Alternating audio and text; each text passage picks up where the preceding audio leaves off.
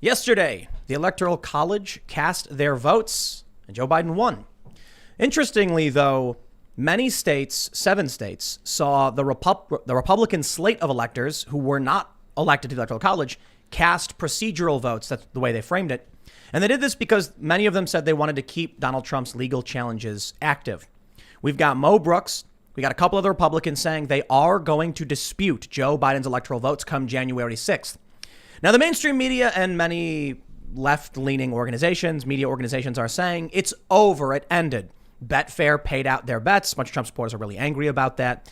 And even Newsmax, Mitch McConnell, they've both said it's over. Joe Biden won, which is weird because January 6th hasn't happened yet and the votes haven't actually been counted. And we're actually being told by members of Congress they are going to dispute this. Not that I think it's going to play out well. Interestingly, though, Mitch McConnell is now essentially begging Republicans not to object. So Mitch McConnell never really had Trump's best interests at heart. And that's obvious because he's just another political establishment crony. And I'm pretty sure Trump supporters are going to go nuts on him. So we'll talk about this.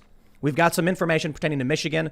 They're issuing some subpoenas. Maybe there will be something coming out of these investigations. We'll see how that plays out. We've got a bunch of other stories. We're going to be talking a bit about Julian Assange as well. We're hanging out with Cassandra Fairbanks. Hey. How's it going, Cassandra? Good. Do you want to just briefly explain who you are? I am a reporter for Gateway Pundit. I am also a really big supporter of WikiLeaks and Julian Assange. And yeah. And there's news today, right? Yes, Julian Assange has formally requested a pardon from President Donald Trump. Is he going to get it? I don't know. I hope Ooh, so. It's going to get spicy. We'll talk about it. We're also hanging out with Luke Rukowski, of course, who lives in my parking lot now. Yeah, what's the name of that uncle that lives in the RV in the National Lampoon's Christmas Vacation movie? I don't know. How old are you? He's that guy. Well, Eddie. that guy, Eddie. Uncle Eddie. I am Uncle Eddie. He is my spirit animal, but I also run the YouTube channel We Are Change. Thanks for having me. What about the guy from Napoleon Dynamite? His uncle's got the RV. Rico? Is that his name? It's always Uncle an uncle. Rico. Yeah. Uncle Rico. That's great. Ian's hanging out. Hi, everyone. He's Got a chilling. new We moved him up. He has a new setup. I think I might be a little blue. Yeah, I don't know what's going on. This camera is just giving us the business. We're, And of course, Lydia's producing. She's putting buttons. Here in the corner, pushing buttons. Putting buttons. Pushing all of the important buttons. So, man, we got a bit to talk about. We're gonna hang out, have a good time. So if you haven't already, smash that like button, give it a little tap. It's a little thumbs up symbol. Yeah, tap that. Subscribe, hit that notification bell. We are live Monday through Friday, 8 p.m. Check us out on all podcast platforms. Let's first just read a bit of this first story so we can get to ragging on Republicans. It's from the Daily Mail. Forget Trump and move on. Mitch McConnell pleads with his senators not to force ugly vote in Congress on Joe Biden's Electoral College victory, warning them that it would split the party despite president's demands for a last-ditch fight to overturn election. They say he said it was a terrible vote because Republicans would ultimately have to vote it down and would appear like an anti-Trump move. Alabama, oh, seriously? Don't support Trump because it'll look like we're anti-Trump? Huh. Alabama Representative Mo Brooks said he will formally challenge the Electoral College votes during congressional election certification on January 6th. He insisted Tuesday that if all legal votes were counted and all illegal votes were thrown out, Trump would emerge as the real Electoral College winner. Trump reposted an article Tuesday with Brooks' comments. A senator would need to join Brooks and others in the House to officially launch deliberations on an Electoral College vote challenge. McConnell's for the first time on Tuesday, called Joe Biden the president-elect following the Electoral College cementing his victory on Monday. The Electoral College has spoken, McConnell said on the Senate floor. So today, I want to congratulate President-elect Joe Biden. So this is why it matters. You've got a ton of Republicans in the House that are saying straight up, we're gonna issue a challenge. They need a Republican senator to sign on with them. If these, so we have these unofficial electoral votes. It is what would have been the Republican elector slates decided to cast what they called procedural votes in the event that something happens and these elections are overturned. Then they'll have those votes cast and available for certification. If Mike Pence wants to potentially count those votes, theoretically, I guess he can. Maybe it'll go to the Supreme Court or they'll probably just throw it in the garbage. I mean, they're unofficial, and look, the establishment very much is not in favor of Trump. But Mike Pence is going to have to choose for himself. I mean, he's running as well. If the Senate Republicans vote and they choose these 7 unofficial procedural votes, for some reason, maybe some information comes out, and the House chooses the official Electoral College as it stands now, then you've got a disputed election with both chambers disagreeing. And I don't know how Mike Pence would decide. But if there's no dispute among any of these votes, then I don't see how we get anything other than Joe Biden winning. So I don't know what you guys think, but I am not surprised Mitch McConnell is basically saying don't support Trump in this effort. Just let it go. Joe Biden won. What do you think? I mean, Cassandra, you're a Trump supporter, yeah? Yeah. Well, there is precedent for those procedural votes going in 1960 when John F. Kennedy was running. They did a procedural vote away from the Democratic slate in Hawaii, I believe. And 11 days after the certification, they ended up giving it to Kennedy. This was the Republicans claimed they won. They were like, we won, certification's over. Bam, they stamped the official certified vote and sent the Republican votes to Congress while legal challenges were still pending. A recount 11 days later found actually you didn't win, so they had to then take the other procedural votes and then certify them. Richard Nixon got both votes, both stamped with the governor's approval, and he said, we're going to count the Democrat ones because of what happened. So that's possible. It could happen right now. And it's really funny.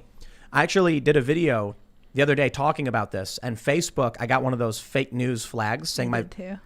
But so I basically said in the beginning of my video, these votes right now, they're unofficial. They're not from the governor. But in 1960, here's what happened. So look, my personal opinion is I don't think it's going to work. I think they'll likely be thrown out. And it was probably a symbolic vote. Maybe Mike Pence says these are not officially certified. I'm not going to count them. They labeled it fake news. I got it lifted, though. I emailed saying like what was wrong about anything I said. And they're like, oh, well, I guess you're right. And they removed it. But I bring that up because it's really weird. It literally happened. Yeah. Like so you have these different electors and people voted for them. The Democrat electors were the ones who were chosen to go to the State House and cast votes. But the Republican electors who didn't, I guess they're arguing that they're not electors, they're electoral candidates. Right. That's what they claimed on mine. Right. Speaking, it's like a semantic argument. Yeah. You know what we mean. Fine. Electoral candidates for the Republican cast a procedural vote, so it's on record. And they're trying to shove it under the rug, say it's not happening. But even now, if Mitch McConnell's on board, Newsmax is saying it, Betfair, this is really funny, Betfair closed the betting and paid out everybody who bet on Joe Biden. Whoa. Even though January 6th is the official constitutional day. And it's so people, this is interesting. Betfair said that in the event Trump does somehow become president, they'll revisit this. So now Trump supporters saying Betfair just placed $1 billion bet that Joe Biden does have it. I think it's a fair bet, to be honest. But it is kind of interesting that they're, willing to actually stake that, considering January 6th hasn't come. I think they would have just waited. It would be so much easier just to It's just a couple weeks. Just don't even, it's a couple weeks back. It's a couple weeks till, or you could wait till Inauguration Day. Is it because they wanted to flesh out their books before the turn of the year? Yeah, could be. Yep. Close out the books before the year's over. Yeah. How interesting would that be if, like, come January 6th, something happens? Not only that, what if, so Joe Biden was coughing, right? Mm-hmm. Everybody saw Joe Biden coughing, and they were like, he's got COVID, right? Goof. What if the next president is Kamala Harris? And Betfair is just like, oh no, everybody bet wrong, and then they got to give it to all the Kamala people. Well, the Senate Minority Leader comments are pretty interesting. Chuck Schumer said that the Republicans should follow McConnell's lead and acknowledge that Joe Biden will be the next president of the United States. And very interestingly, we also have to acknowledge Susan Collins and Mitt Romney are congratulating Joe Biden for his presidency. Shocked. Yeah, shocking, I know. While, Mitt of course, Romney? yes, No. yes. I know, Mitt right? Romney is the thought? bastion of Conservatism. traditional conservatism in Yeah. this country. Yeah, that's true. Yeah. Mitt Romney. That's why I don't think it's going to happen. Look, you've got who did you say, Murkowski and Susan Collins and Mitt Romney. Well, Murkowski's probably going to be on board with them as well. So what happens if these procedural votes do somehow make it to the electoral to Congress? You've got right there these Republicans are going to be like, nah, it's Biden. The GOP is weak. Yeah. There's a GOP. It still exists. Yeah, I had no idea.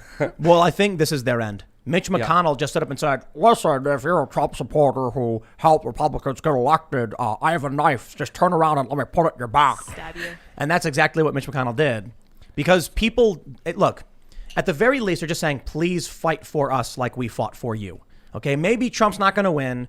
maybe that's how many of them feel. But at least give people the courtesy of saying, if we're going to turn out for you and get you guys elected, you can fight to the bitter end for Trump.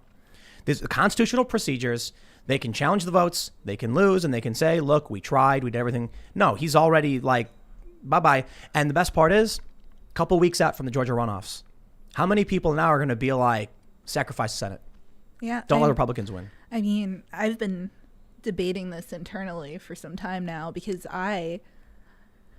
writing for Gateway and stuff, it's like I've had a lot of pressure to write pro Georgia articles, like being like, hey, go vote. But I don't want to. I'm like, Good. what has the GOP done for us? Like, why should I do anything for them? I'm not writing any of this. I don't care. But you're not a Republican, right? No. Yeah. I'm a Trump supporter. I am not a Republican. I voted for Trump. I support him in a bunch of some of the most important things any president has done, Right. especially in my lifetime trying to get our troops out of the Middle East. Mm-hmm. Not perfect, I know, Ian. Drone strikes and all that stuff. You read my mind, Tim. Better than Joe Biden. But I don't care. Like That's a low bar, though. That's a very low That's bar. If pretty you're low. making arguments saying better than Joe Biden, that's like saying better than like I mean, yeah, but Kamala Harris is under that bar, so scraping your private parts on family-friendly show. We're not going to go in there, but I'm thinking of this one meme that I just saw recently, and it's a Rick and Morty meme, and Rick is looking at a robot. The robot is looking at him and is saying, "What is my purpose?" The robot is the GOP, and Yeah. then Rick looks at him and he says, "Your only purpose is to sell red hats. That's it." you sell red hats. And there's a point to be made there. There's a total fracture of the right that hasn't been effective, and some people say hasn't even been there, and hasn't really changed things that much at all. You know what Republicans are really good at? The Republican politicians. Rolling over and exposing their soft underbelly to Democrats. So Yeah. when we had Michael Malice in here with Jones, he brought up a really, really, really interesting point. He said Obama got this with Obamacare, the individual mandate, forcing people by law to buy health insurance. Otherwise, you get a fine. He said, okay, where's the Republican saying, okay, then everyone has to buy a gun too. That's the compromise. If you want universal, everyone by mandate has to buy health insurance. Well, the Republicans should say everybody has to buy a gun because gun ownership is a big conservative. No, Republicans never do anything like this. Republicans sit back and complain the Democrats did something and then eventually just give in to the Democrats. Everybody says this, and I know it's a cliche at this point, but the Republican Party is just the Democrat Party of 5 years ago. All they're doing is supporting things that the Democrats supported 5 years ago. They're just behind. In 5 years, they're going to be like, hey, you want to go to our Republican drag queen story hour? Yeah. Like, Isn't that it's already happening now? Kind of. Yeah. Well, They're going to 100%. They're going to, in 5 years, they're going to be like, we think we need Mitch McConnell. Well, I don't know if Mitch McConnell will still be in will not be office in alive 5 anymore. years. How old is Mitch McConnell? Old. Old. Yeah, he is indeed. Turtle. He's going to be, He'll okay, live so he'll forever. be really old, older than he is now. I mean, like that image that went around of his hands. Yeah.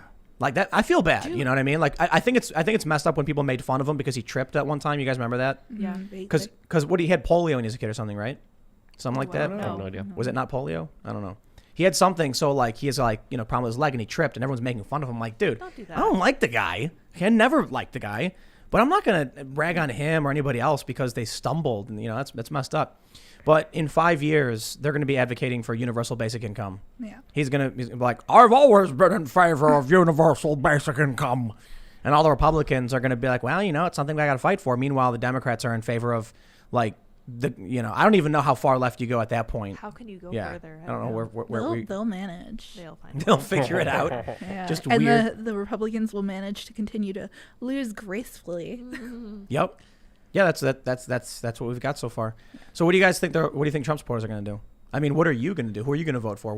I don't know. I mean, everybody's propping up Dan Crenshaw for 2024 and Nikki Haley. I would vote for a literal communist just to make it all burn down before I would vote for either of those two neocons. Like, I would just be like, burn it all down.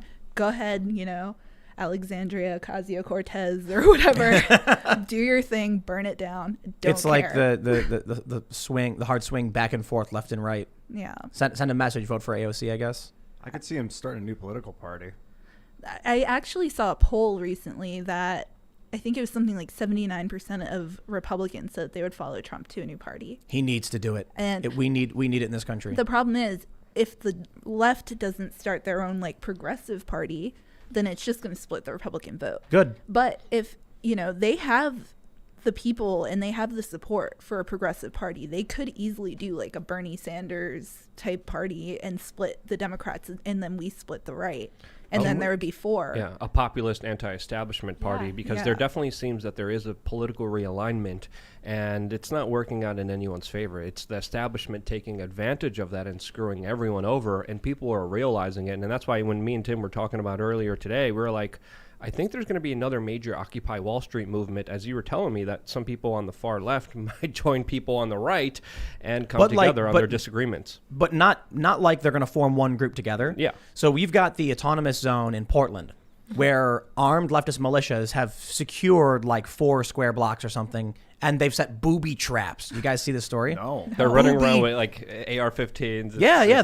These people don't mess around. Like, I mean, you saw what happened in Chaz when they pumped 300 rounds into that white SUV, killing those 2 teenagers. Yeah. Dude, more of that is going to happen. These people in Portland have taken this space because there's this house. They call it like the Red House Occupied Zone or whatever, autonomous zone. This house was owned by a family, and they're now being evicted because they couldn't pay their bills. You know what, man? I'm not going to defend the state or the police on this one. You can't shut people's businesses down, and then the cops come in and tell people they're not allowed to work, and then come back months later, now we're taking your house. It's like, nah. Yeah, but didn't that family own another house that they're living in Exactly. and get $300,000 from GoFundMe? That's correct. So this is where a story starts to get interesting. I think it's really cool they raised the $260,000 to pay for the house. Right. Congratulations. That's awesome. That's organizing. That's how you help people. That's how you do it. But they do own another house not that far away, which is why the occupation is just, in my opinion, exploitation. Right. These people found an opportunity to seize territory and, take space. So I'm not in favor of them using that as an excuse. But at this point, I don't know, man. Watching all of these cops, enforce these unconstitutional edicts, not even laws, like watching these videos where the cop is like, it's just the law, ma'am. I have to do it. And they're like, what law? There's no law. It was never passed by anybody. The governor just told you to do it. You're doing it. And they do. So I'm like, listen, why should I go and defend these blue cities that voted for this stuff, that agree with this stuff, and are now complaining about it? I mean, I feel for the business owners who have, lost their businesses, who are having their lives destroyed. Absolutely. But they voted for all these people. But so back to Luke's point, in this one town in Washington? Mossybrook. Yeah, in Washington. Yeah. The mayor basically said, we are completely in defiance of the COVID lockdowns, and everybody can do whatever they want, live their lives like normal. And Patriot Prayer showed up in this big event. That's basically, they're not calling it an autonomous zone, but saying that you were exempt from the state's laws not laws, edicts, and you're going to operate independently. It's essentially this. It's similar, not the exact same thing. But what happens now if the state sends in police to shut it down and start shutting people's businesses down? They're not going to support them. And then what happens when in Washington they see this autonomous zone in Portland or whatever? Why would they defend the cops shutting down that? They're going to be like, I don't care, leave me alone. We already on the Donald.win, which is the big Trump supporting Reddit, they're mocking Michigan police officers because they kept out the electors, the Republican slate, from going into the Capitol building. So I think it's entirely possible we get to a point where you see more cities like this more towns like this doing this stuff. When Biden gets elected, he's going to try and say stuff, and the Republicans are going to be, the regular people are going to be like, nah. And Antifa's going to be like, why would we intervene? And the right's going to be like, why would we intervene with them? We don't live there, and we don't have anything to do with them in the way they vote. So then, essentially, you've got 3 factions: the establishment political apparatus, the populist left, and the populist right. And as the saying goes, the enemy of my enemy is my friend. If the left and the right aren't interacting in these towns or cities, why would they be opposed to each other? Yep. And a lot of low information voters are about to get a very rude awakening with the corporatist presidency of Biden that just today announced 2 major Goldman Sachs executives a part of his administration. Oh my Of God. course And he if you look at his administration, it's like who's of the family-friendly show here of the underworld Bankster. of the greasiest, nastiest, tech. swamp creatures that could ever exist that are even more disgusting behind Cassandra's back right there with that cartoon of Joe Biden eating a little baby. That's that's somewhat based on reality, but that's a whole nother topic of discussion to talk about here. But we're talking about Goldman Sachs, we're talking about big tech, we're talking about big banks, we're talking about big corporatist institutions that are at the helm of major decisions for the United States in the upcoming future. A lot of people are going to have a very rude awakening to that, and with that, I think there's going to be another spur of an Occupy Wall Street movement, which I think is really going to be powerful, really going to be significant, and something really to look out for. You got like 100 million people who hate Biden. Every Trump voter and half of the Democrats. It's just that those half hate Trump more. But once Biden is the target, then they're going to be like, okay, now that we voted for you because we didn't like Trump, we really don't like you too. I still can't get past the fact that Biden supposedly got more votes than Obama when half of the Democrats hate him.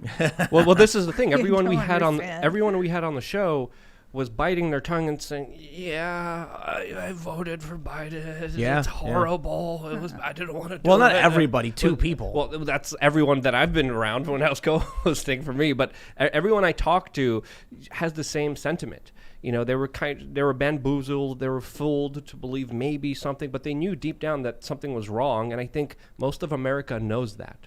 So we're going to see that play out in our social discourse very soon. We already have Black Lives Matter tweeting at the Biden administration like, "Hey, we were supposed to meet.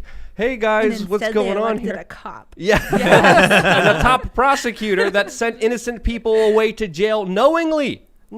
She knew people were innocent. She still made them rot in jail and ruin their lives. Well, I mean, that is it kind cool. of brings me a weird sense of joy because I'm Shade demented Yeah. that Black Lives Matter helped get a cop elected. Like, I just love it. Paradoxical, I'm man. like, What is- haha.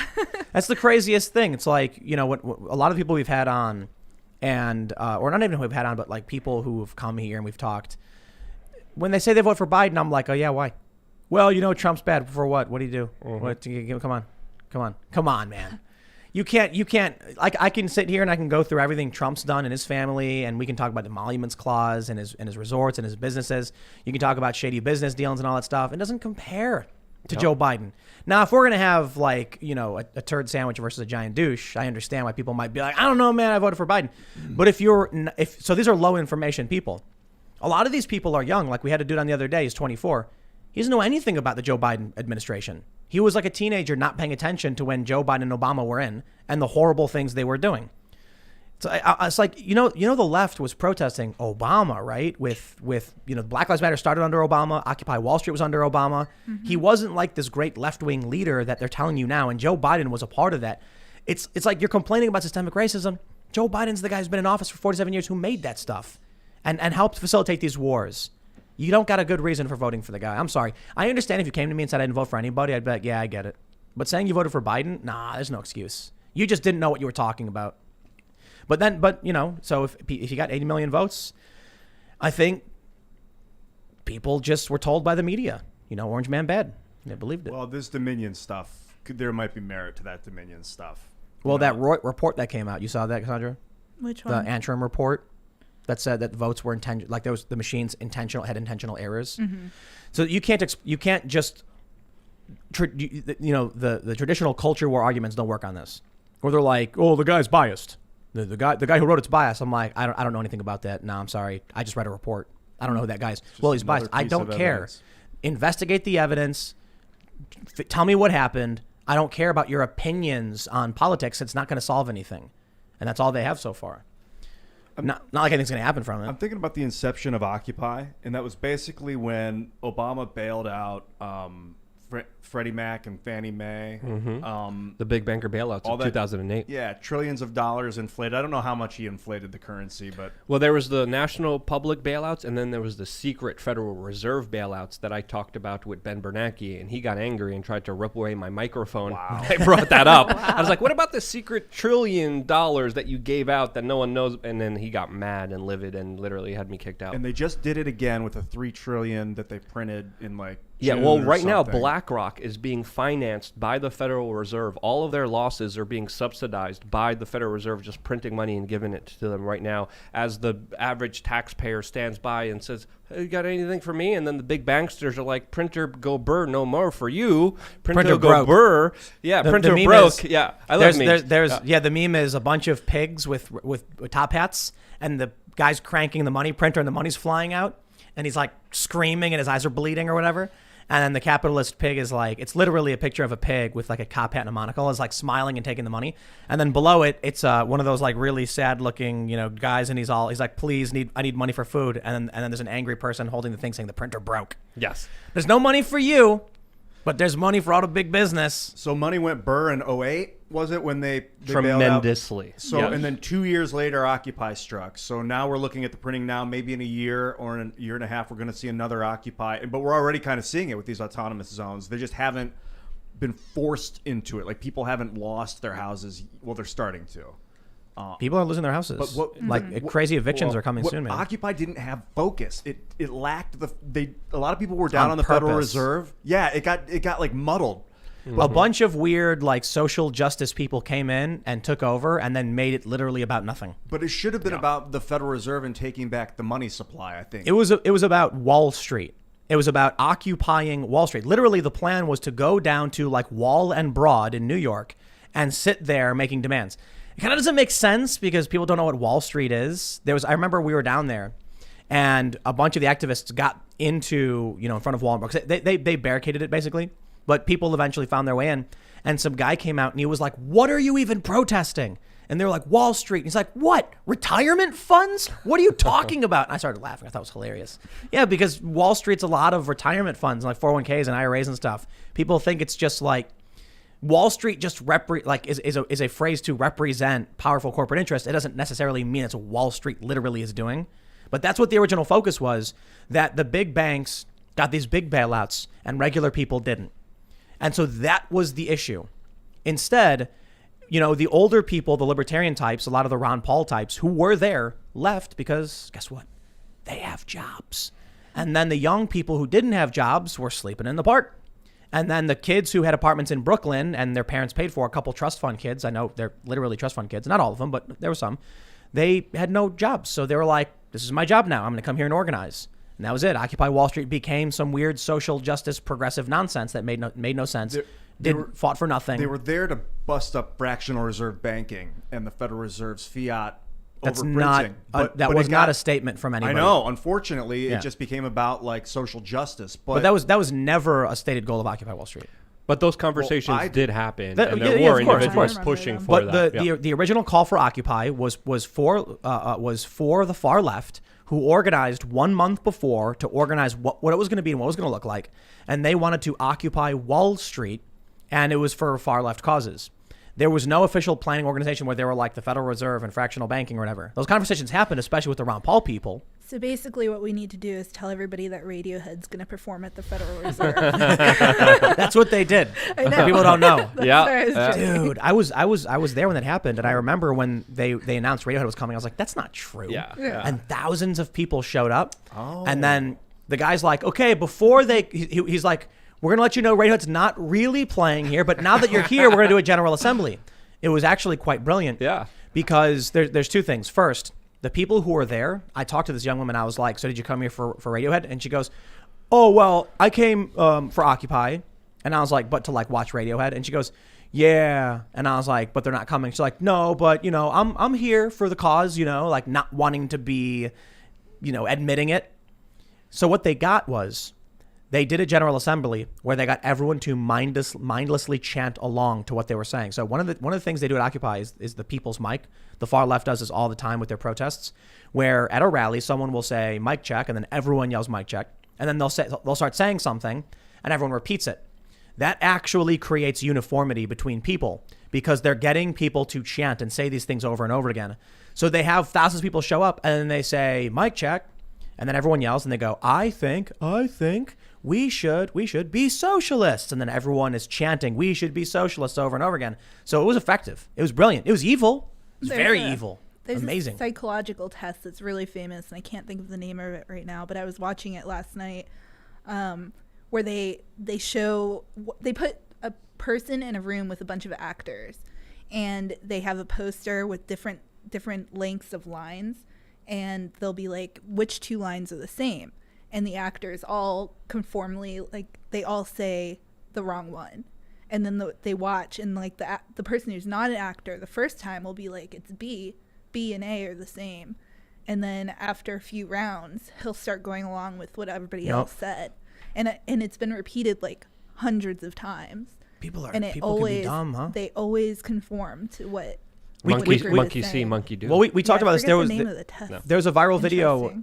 where they did this, where they had a doctor's office, and then it's a bunch of actors sitting down, and the non-actor, the mark, walks in, sits down, then you hear a beep, and then all of the actors stand up for about 5 seconds and then sit back down. So eventually, the mark, the non-actor, is looking around like, why is everyone standing?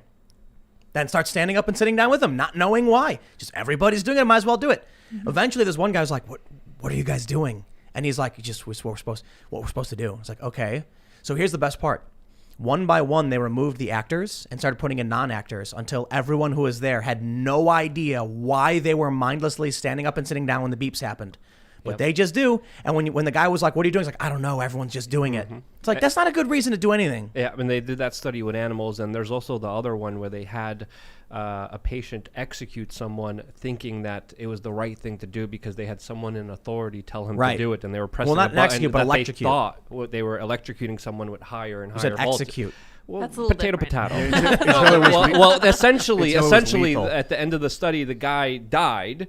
He faked his death, but to the point where the guy was being told what to do, he just kept clicking the button and then executed the guy. So I think it's because it's more important for us to adapt than to be right. Sociologically, historically, for us to survive, it was more important that even if we're doing what we know is wrong, if it's the thing that fits the situation, we would do it, and those would be the people that would survive. So it's like in our DNA to say that the wrong thing is right if everyone else is doing it. It's like tribalism. That's what fractional reserve bank. I think that's when people see this fiat fake money printing they machine can't understand going on. that, dude. Well, let's explain it a little bit. In the 1970, Nixon took us off the gold standard and instituted fiat currency so that the Federal Reserve could print as much money as Didn't they they wanted. Seize gold? They did, I remember that. Yeah, they said like you gotta give your gold up. And taking it. From what I know about fractional reserve banking is that if a central bank loans $100 to a bank, then the bank can take 90% of that money and loan it out, and then the person that receives that $90 gets to loan out 90% of that, so they can loan out $81 of that.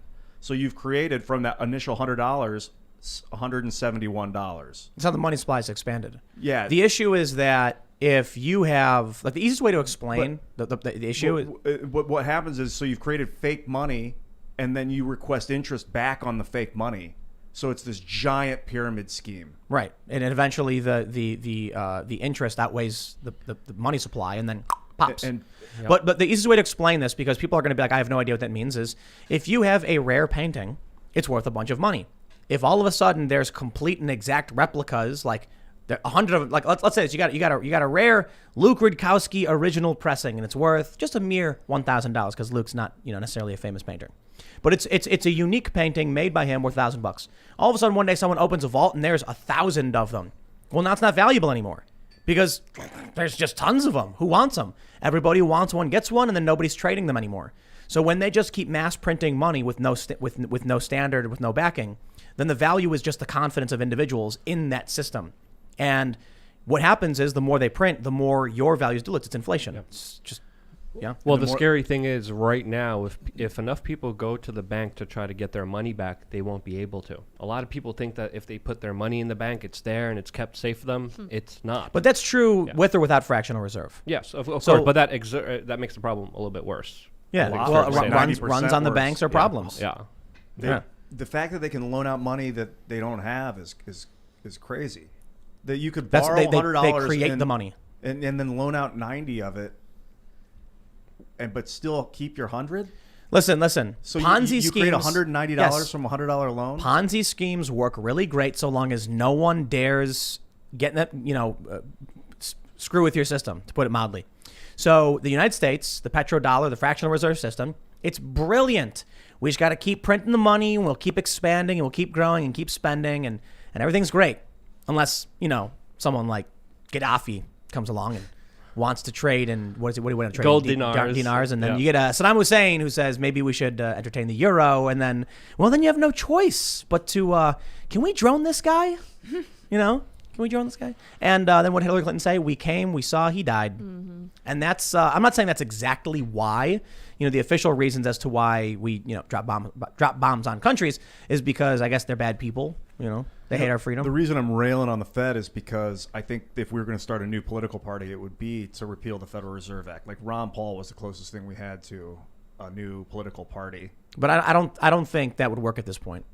Oh, gosh. This what other unifying message do you think we could have? Nobody knows about the Federal Reserve or what fractional reserve banking is, and it doesn't impact their lives. To like 50,000 people. And no one's going to care because it doesn't impact their immediate lives. If you went on the gold standard right now, $1 would be worth nothing, like a gold flake. No, going back to the gold standard doesn't make sense. I think that's why you got to rely on crypto. Proof of work. Maybe Bitcoin. I don't know. Because you can't print infinite amounts of it. There's a finite amount of it in the supply. I think the Trump supporters should start a MAGA party or something like that. And I think they need to stand on principle and do it no matter what. I'm sick and tired of I'm going to vote for a Republican just because it's better than Democrats. Because then you end up with Mitch McConnell, who at a moment's notice is like, Trump, turn around, I got a knife, I got to put it here real quick. What's the point of supporting any of these guys? Can he start the white party? Then we can have the red, the white, and the blue party. Oh, yeah. That sounds like a terrible idea. But is it going to be too racist? The white party. But we need red, white, and blue. We need white states. No. I'm not white. That's going to white people. That's going to get clips. Wow. I'm being honest. We're banned. We're pink. I'm like orangish, party. yellow, pink. No You one's said it. white. It's too late. No one work anymore. The purple party. You tried, Ian. You I tried. Red need states a and white blue states. party. That doesn't sound the way you think it sounds, Ian. I'm not racial. I get what you're going for. The MAGA party will be orange. There you go. It will be orange. Yeah, that's a good idea. Orange. Yep. I like I'll the start red, the white, white and party blue in later. theory. Yeah, that'd be cool if we had red, white, and blue states. Yeah, Those are the but- colors of Russia, Ian. Oh, you're Yeah. right. And France. Who are you Yeah. working for? The French? Well, the French The agent. white I work states? alone. No. No, but I think that, I don't know. You're right. It's too racist. I don't care Too if racial right now. look, we've already heard a bunch of Republicans saying sacrifice the Senate. I shouldn't say. I'm sorry. Trump supporters are saying sacrifice the Senate. Mm-hmm. Lynn Wood and Sidney Powell are basically like, don't vote for Republicans, and it's funny because I'm like, yeah, I don't care either. Like, Well, I'm we not go gonna through this like every election, and the same thing with Bernie Bros. They'll come and they'll be like, well, you gotta vote for our party because you don't want to vote for the fascists or you don't want to vote for the socialists, so you gotta vote for us. And then they have no incentive to do what we want. We had Donald Trump as the president, and the Republicans still would not enact the policies that he campaigned on. So why should we vote for him? Why should the left vote for the Democrats? Why should the right vote for the Republicans? Make them do work. Have you Sick of it. have you been following what's going on with Jimmy Dore? No. So Jimmy Dore is awesome, and Jimmy Dore said that AOC and the other progressive Democrats can force a floor vote on Medicare for all. And she's basically said, no, it can't be done. We don't have the votes and blah, blah, blah. And so Jimmy's point, and he's getting attacked for it by a bunch of progressives because he dare question AOC. He said, if 14 or 15 progressives said, we will not vote for Nancy Pelosi as Speaker of the House unless we get a floor vote on Medicare for all, she will do it because she will lose the speakership and probably to a Republican. So, of course she would. And then the response they give to Jimmy is, but it won't work. And then we won't get Medicare for all and be a waste of time. And it's like, so what? So what's the worst case scenario? It gets voted down. Then Jimmy said, then we'll know exactly who voted against this. But he brings up a really good point. After everything AOC has campaigned on, she does not have the political will because she's a careerist who's thinking about herself. That's why she fired the people, she got rid of some of the people that were around her that helped her get where she was. It's why she pushed them away. And it's why she walked back from some of her more extreme positions as soon as she got elected, because she's thinking about the next 2 years and her career. That's what she's interested in. And you know what? I understand that. She was a bartender, right? And I mean, I there's no disrespect. I think it's fantastic that she was a bartender and got elected. And now she's probably sitting there thinking, without this, I'm I'm nothing. And Republicans remind her of that every single day. She likes to complain and say Republicans want to hold that against me. Well, I represent the working class, and it says right. And if you lose, if you fight the Democrats and they ostracize you and you become ineffective, and then you don't get reelected, that's where you're going back to. Now, probably she'll be an organizer or She would something. have a TV show. She would have For something. sure. Right, something like that. She's a rock star now, But- whether we like it or not. But she wants this career. So it's really fascinating that she was supposed to be this, bastion of progressivism and leftist values. She was a card-carrying member of the Democratic Socialists. She gets elected. Now they're actually yelling at Jimmy Dore because he's like, do your job, do what you were elected for. And you know what? I completely agree with him. I like the idea of Medicare for all. I don't think it can be done. I don't think that it'll win. And I think you can't just snap your fingers and make something like that happen. But I'd like to see all the Democrats actually stand up and put their money where their mouth is. I want to know which one of these are just paying lip service to the progressives, pretending to care about this. But you know what? It's already been done for me. And I'll tell this to Jimmy, because I think, Jimmy, you're great. You want to know who would vote no on Medicare for all? It's all of them, including AOC, who won't demand a floor vote. There you go. It's all of them. It's her included. So when he comes out and he says she should do this, it just goes to show you, I don't think it matters who you vote for the most part, except for Trump. Trump was ready to, figuratively fire off nukes to get what he wanted. Build the wall, find the money. He was going to do it. He fires the Pentagon top brass, wants to get the troops out of Afghanistan because he's willing to make it happen to keep his promises. Almost every single other politician, except for a couple, they're going to do the same exact thing. They're going to say, I'll do this for you, vote for me, and they're going to get in, and then they're going to do nothing. That's why we need two new parties. I'd love to see the progressives start a new party. Not that I think they're going to get anything done, but Trump supporters certainly have political willpower. So I'd even like if to they see lose, it just so that both parties will be split, so it's fair. Yes. I don't care if the Republicans lose, and do you? Yeah, I don't, but I also don't want to permanently give power to socialism. But it would be ideal if we could have four parties: populist left, populist right, establishment left, establishment right, and square off and really see what people want. I think if we actually had a populist left and a populist right party, the Democrats and the Republicans would cease to exist in a couple Me too, cycles. and that's why I want it so bad. That's why Republicans should just do it. And I'm sorry, I keep saying that. Trump supporters should just do it. Because when I see Donald Trump say that he won, and I see all of the high-profile Trump supporters and even members of Congress, I'm like, y'all are in the Trump party? Own it. Start a new party. And you can caucus with Republicans or whatever, but already these populist right-wing individuals are beating Republicans. They just need to do it. You know what? Maybe you'll lose some elections, but I'll tell you this. Is it worth empowering people like Mitch McConnell, who's going to be like, give me the moment's notice to kick Trump in the butt? No, don't do it. If you're going to lose, if the Democrats are going to win, then make the Republicans recognize they either support you or you walk. Good. Maybe the Democrats I think the Democrats are going to win in Georgia. I do. I do too. Trump's not on the ticket. And the Republicans are dwindling. The only reason the Republicans gained voters is because of Trump. Yeah. And they won't support him. Some of them will, but Mitch McConnell won't. So I think without Trump on the ticket, especially with Mitch McConnell doing this right now, it's going to be hilarious. Yeah. January 5th around the corner, and Mitch McConnell just said, basically, F Trump, don't support him at all, even in a symbolic gesture. And today, Trump retweeted Lynn Wood saying that Kemp is going to be arrested. That's right. That's not going to drive voters out in Georgia. No, you know what? You know what I think? With Mitch McConnell pleading, he's not just saying, it probably would make sense if we didn't do this. He's saying, please don't even give us symbolic support for, any kind of symbol of support for Trump. How many people are going to be like, okay, Mitch, you're right. I won't. I also won't give you control of the Senate. You will not be the majority leader. You'll be the minority leader, and you will have no power. Congratulations. You've earned it. If people don't stand up now, then we're just going to have the same garbage machine churning along endlessly. And you end up with people like AOC, who's just a careerist. There's probably a couple real progressives who got in, but I think most of them are just careerists. Yeah, of course. I mean, that's the whole business of politics. Sell out to special interests, save your butt, and get as much as you can for yourself. That's essentially what the system is run on. But I think another factor to really consider here is the fact that most Americans have a lot more in common than they disagree with.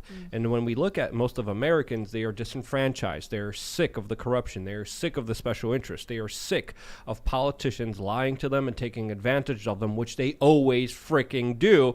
So I think there's even a probable chance of, as we're seeing this kind of political realignment, we saw just a few years ago, according to many charts and data, a lot of people being in the moderate kind of realm of politics. We're seeing them kind of move away from each other. More people are going towards more far left ideas. More people are going towards more far right ideas. But essentially, when you look at the political spectrum, it's kind of coming together in a circle, and they might actually meet each other and make a cohesive force of anti-establishmentness saying enough is enough.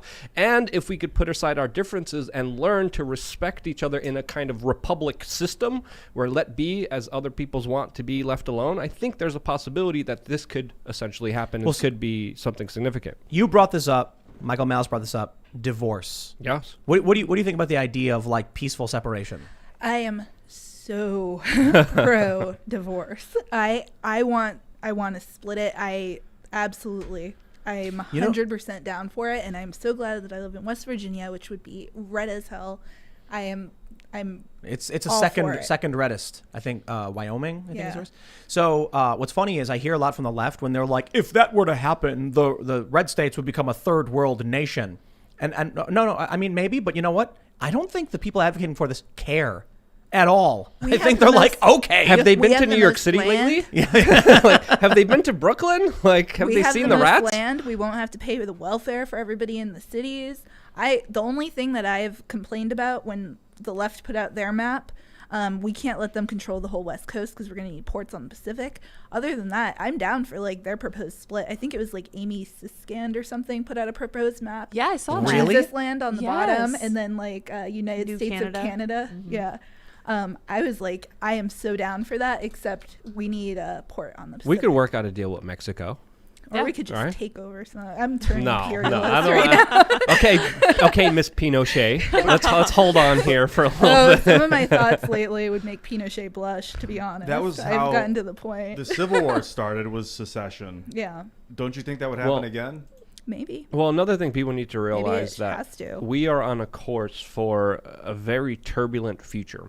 And I think secession and moving apart, just like Alan West suggested, I think it's going to be a resolution that would be the least harmful to the rest of America if we could just peacefully agree to, have it would never our be. own differences, to have our own states, to live how people want to live and still have a central national defense, but be able to respect each other's differences and enable more of states' rights and less of a big centralized government.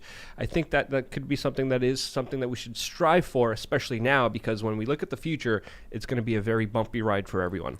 I think we've reached a point where we're not even on the same page, especially morally. Words don't even mean the same thing. Yeah. Like having a conversation makes no sense now. Yeah, we can't. I don't understand how we can be a cohesive nation when people are speaking completely two different languages. Like I don't. It's not that extreme. I mean, it's not completely different. We're both speaking English. Right? Well, no, we're not. I mean, People can learn. yeah, but there's like dictionary definitions change to make no sense. Racism in the dictionary, I think Webster's or Merriam-Webster, Yeah. became circular. Like it became essentially meaningless. I did a bit where I read the definition, and it's a recursive loop because they use the word racism in the definition of racism. So it's like because it was like power exerted over someone on the basis of being racist or whatever, and it's like, okay, so it just never ends. No, there's a bunch of things that when I'm trying to have a conversation with someone, I have to ask them to define certain things, like systemic racism. What does that mean? You're gonna get a million different definitions because there's different tribes that say things and they mean different things. Racism and sexism clearly do not mean the same things to the right and to the left. Yeah. And now there's even a new study out today that talks about this unconscious bias training, showing how essentially it doesn't do anything but creates a worse of a problem, which is something that really needs to be talked about because no one really wants to touch that topic at all. We have a story here from Real Clear Science. Research shows diversity training is ineffective.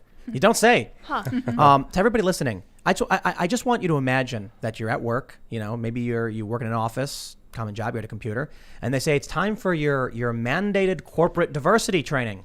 What's the first thing every single person thinks, or 90% of them, when they're told this is what's going to happen? A guy in a suit.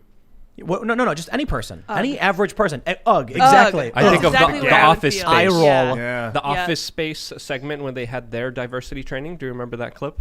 No, it's been a while. It's I don't want to spoil it for Yeah, everyone, nobody cares. Yeah. They're like, ugh. Corporate drug. If anything, I'd imagine it made it worse. That's what the study found. It found that it did make race relations worse. I mean, already, let's be honest here. A lot of the woke people, they're very uncomfortable around people of color already. But imagine, They admit it. Yes. They're very Robin patronizing a lot DiAngelo, of times. Yeah, they're patronizing a lot of the times. They're awkward. They're weird. And if you treat someone differently because of their skin color, obviously you're not going to gel or work with them as if you just treat them like a normal human being, which a lot of people are forgetting and they're not doing at all. Well, Black Lives Matter drove a whole bunch of Hispanics over to the right too. Yeah, that was votes in our crazy. favor.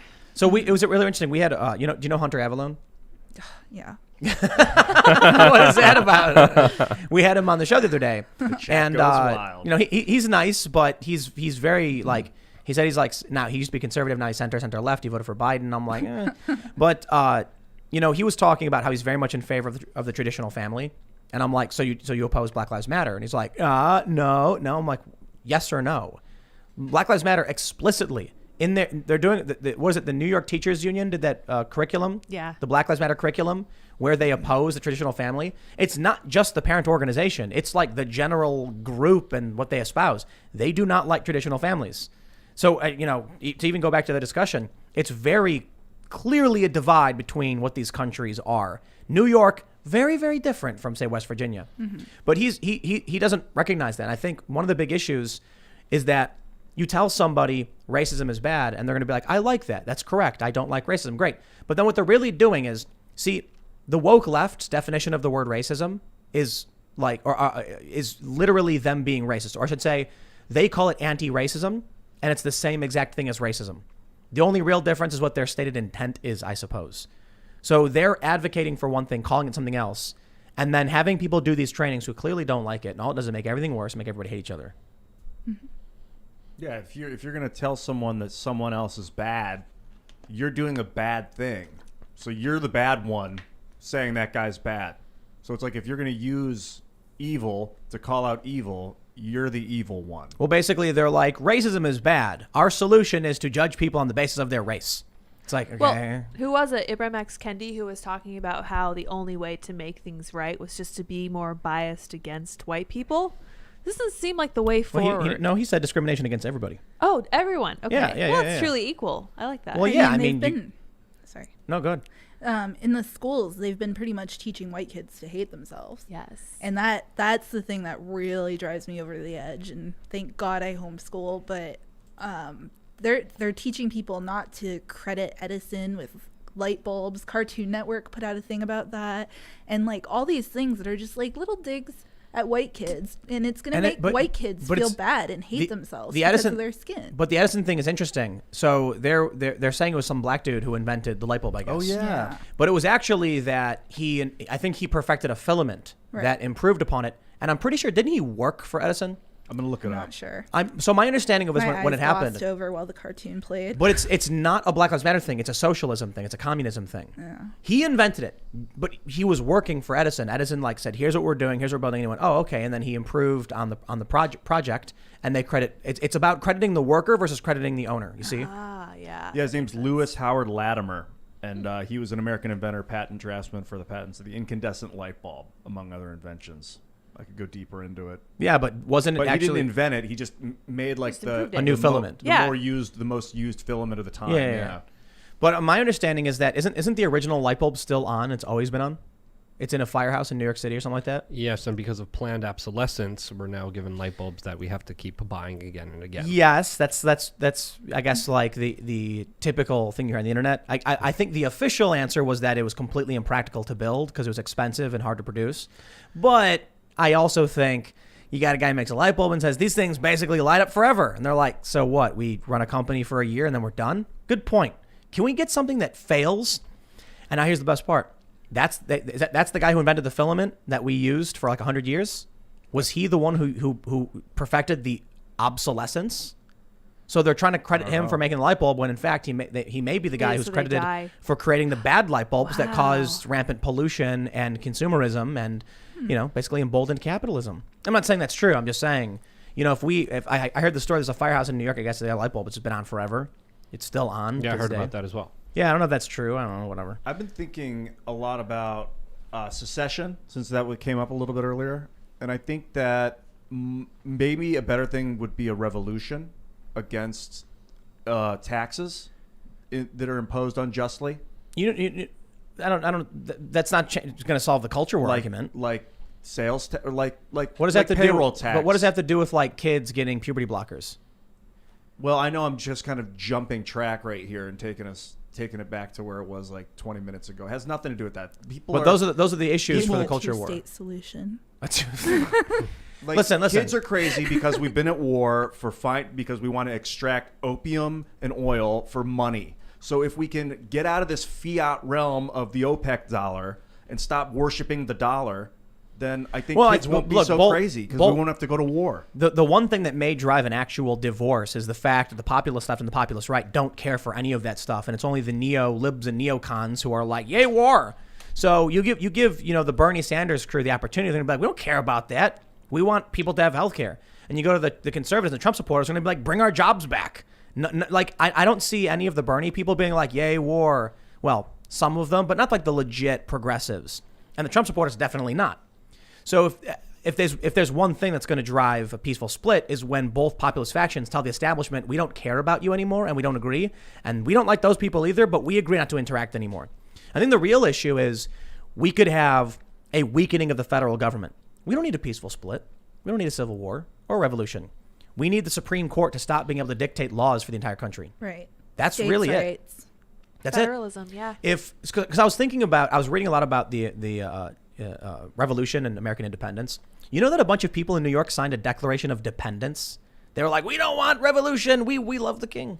So like 500 and something people signed this. No one knows because, we won and they didn't. So, but anyway, the original Articles of Confederation in the U.S., extremely weak.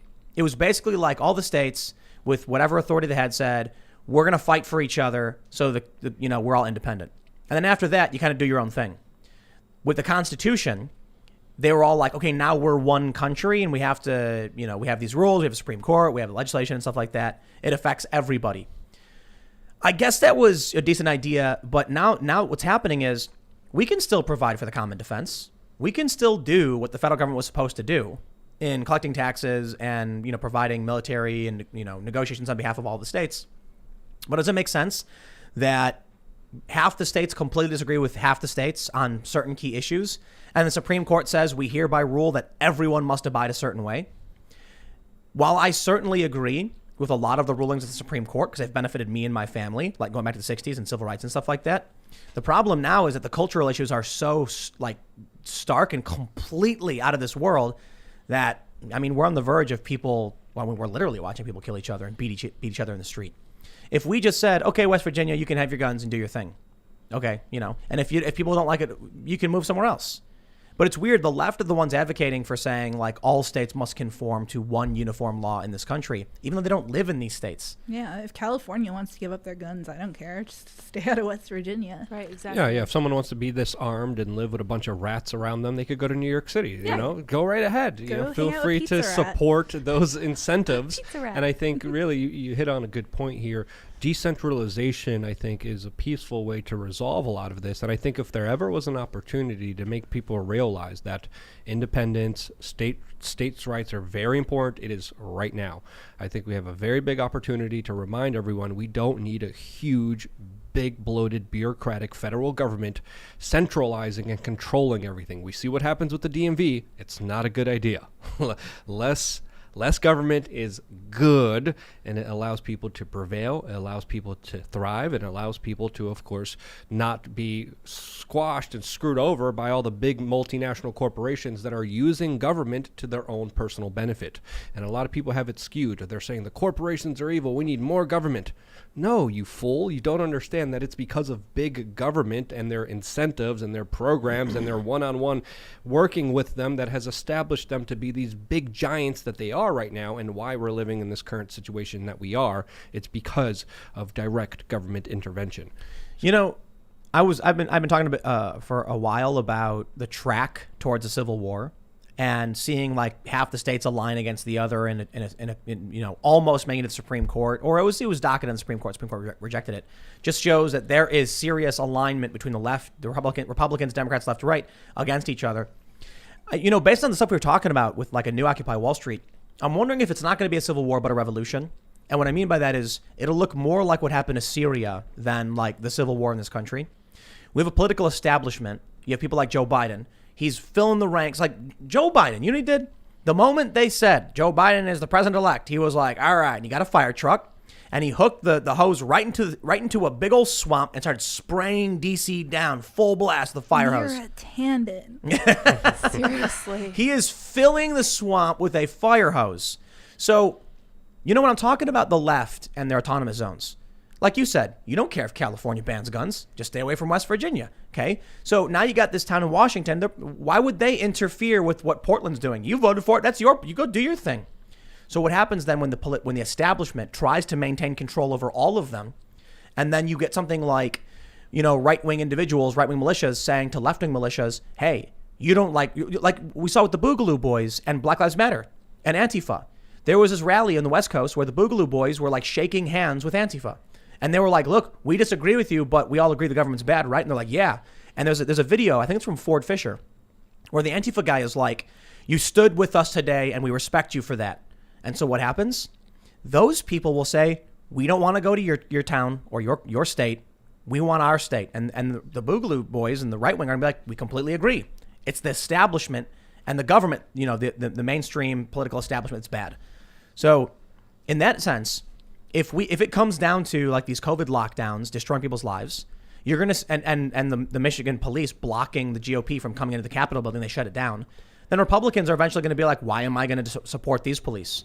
Then when Antifa and Black Lives Matter go and fight the cops and say defund the police, conservatives are going to be like, okay, I'm already seeing it. yeah, Like I've been covering this stuff a lot, and I think I had tweeted out like the Michigan video of them being denied entry.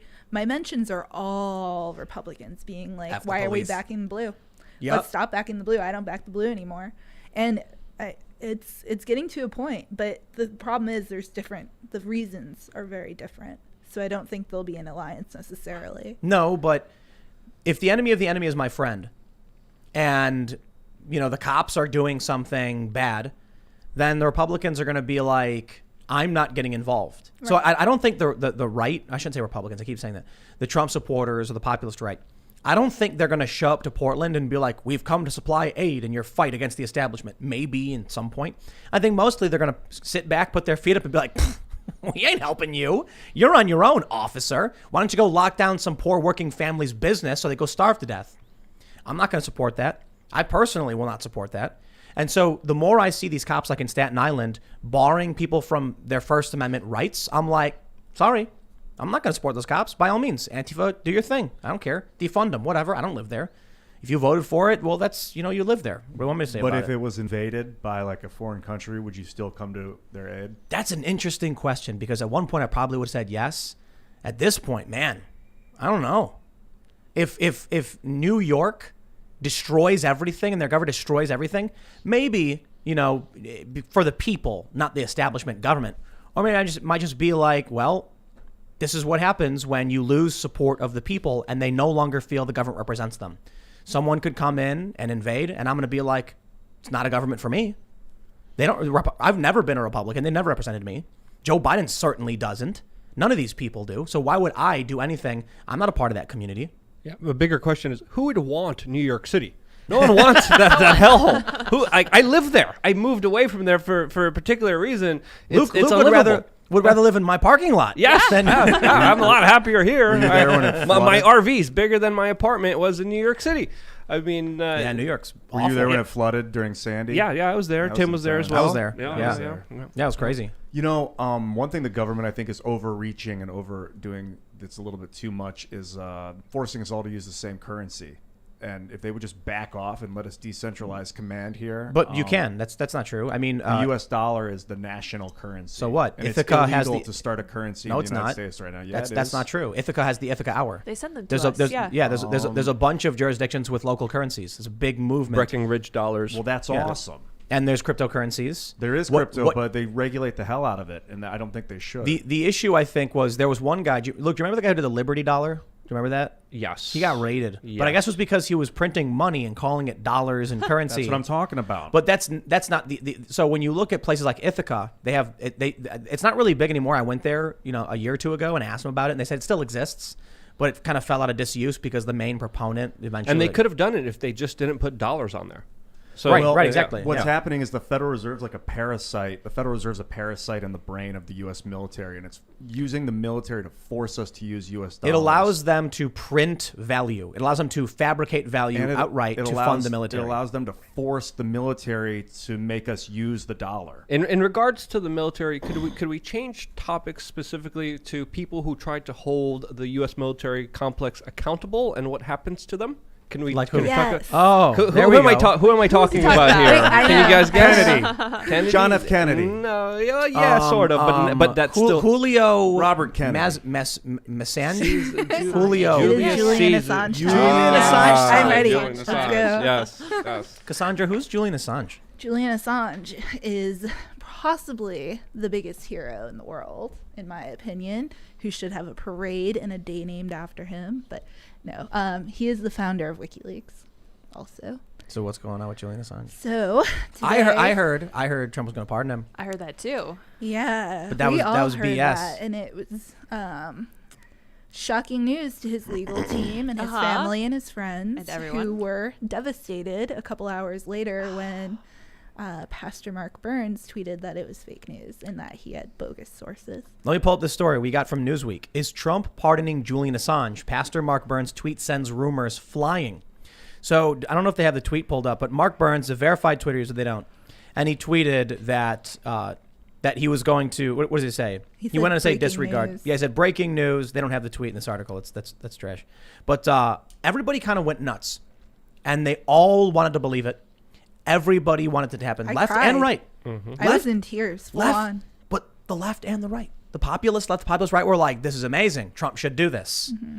The establishment was very angry. Oh, Bill Crystal is. It's fun. I remember sending out a message when that happened. I'm like, okay, we don't know who the source is. We don't know if this is true. We have no information that verifies this, but let's keep this going because maybe Trump will see this and change his mind. Didn't Trump talk about it? Or he talked about Snowden. Snowden. Yeah. I mean, I got hundreds of messages right after. Yeah, that I tweet saw went your up. status update. You said journalists who wouldn't spit on me if I was on fire are now contacting me like crazy. Was that what you said?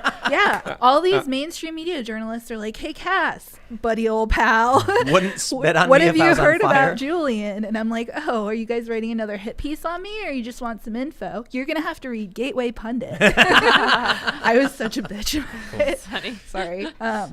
Well, but- so it's fake news, huh? Yeah. Apparently, I mean, it's possible that Trump planted it so that he could feel it out and see if there was Yeah. support, which Yeah. is why I was encouraging people to really tweet it. Well, the pastor had a photo of him talking to Trump in what looked like a confidential way. That was his literal picture. of his Wait. Trump profile. was talking to the pastor. pastor. There's Yeah, a picture no, of the he pastor. definitely Yeah. has ties Yeah. to Trump. And Yeah. Trump said he was considering pardoning everybody, The- right? Literally, that was anybody his who words. talked to him. Yeah. So like basically, So- yeah. Today, Julian Assange's legal team put in the official formal request for a pardon. I think it'll happen. You know why? Why? Because Trump wants to give a big middle finger to the deep state, to the intelligence agencies who screwed with him and jammed him up for years. But he still also has people like neocons like Grinnell and stuff surrounding him being like, WikiLeaks is bad. They're so bad. They hurt national security. I I'm I don't 50-50 on it. but I don't know. Trump might be like, I'm going to burn it all down on the way out. I hope It's not a, great. yeah, I hope you're right. But if you look at Trump's relationship with WikiLeaks, it's extremely bipolar. It's like you have a crazy girlfriend that's like, I love you, I hate you, I love you, I hate you. If you remember, Trump said officially he loved WikiLeaks. I love the WikiLeaks. then, when he became president, he pretended not to even know who Julian Assange Yeah, I know. was. Yeah. He talked about literally executing Chelsea Manning. So when we're talking about his record Snowden, about right? whistleblowers, and Snowden, he talked about executing Edward Snowden. When we talk about his record on whistleblowers, it's not the best. I hope you're right. We'll see, Listen, but come on, time is Julian ticking, Assange Trump. is I not a mean, if we're going to whistleblower. do it. Stop wasting everyone's time and stop raising people's false hopes about this. Let's do this already. Julian Assange is not a whistleblower. He's a journalist. Correct. That's it.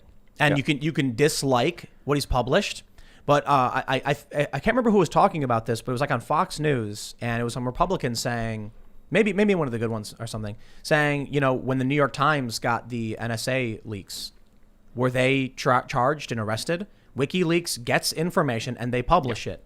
Well, this is the very dangerous thing that's happening right now with Julian Assange. If the United States is able to get away with this, anyone reporting anything anywhere in the world, regardless of their citizenship, can be arrested, sent to the United States, and essentially sent away to jail for telling the truth. Here's the best part. Yeah.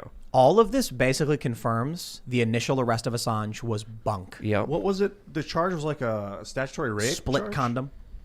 Right? Yeah, literally. Yeah, they never actually charged him. They never charged him in that. They It was imprisoned an him for what, investigation. 7 years? He was in the Ecuadorian embassy with asylum. He was technically a political refugee. Yes, they were while talking spying about on him. secret grand jury indictments, which the mainstream media was saying was a conspiracy theory. Yeah, the they called mainstream me a media, liar all the the mainstream time. media was like, "There's no secret grand jury indictment against Assange. He should just leave. He's wasting Come- everyone's Yeah, time. He He's came creating a out- spectacle." The mainstream media was literally on that point, like white on rice, and they were absolutely wrong. Yeah, I believe it was 2013.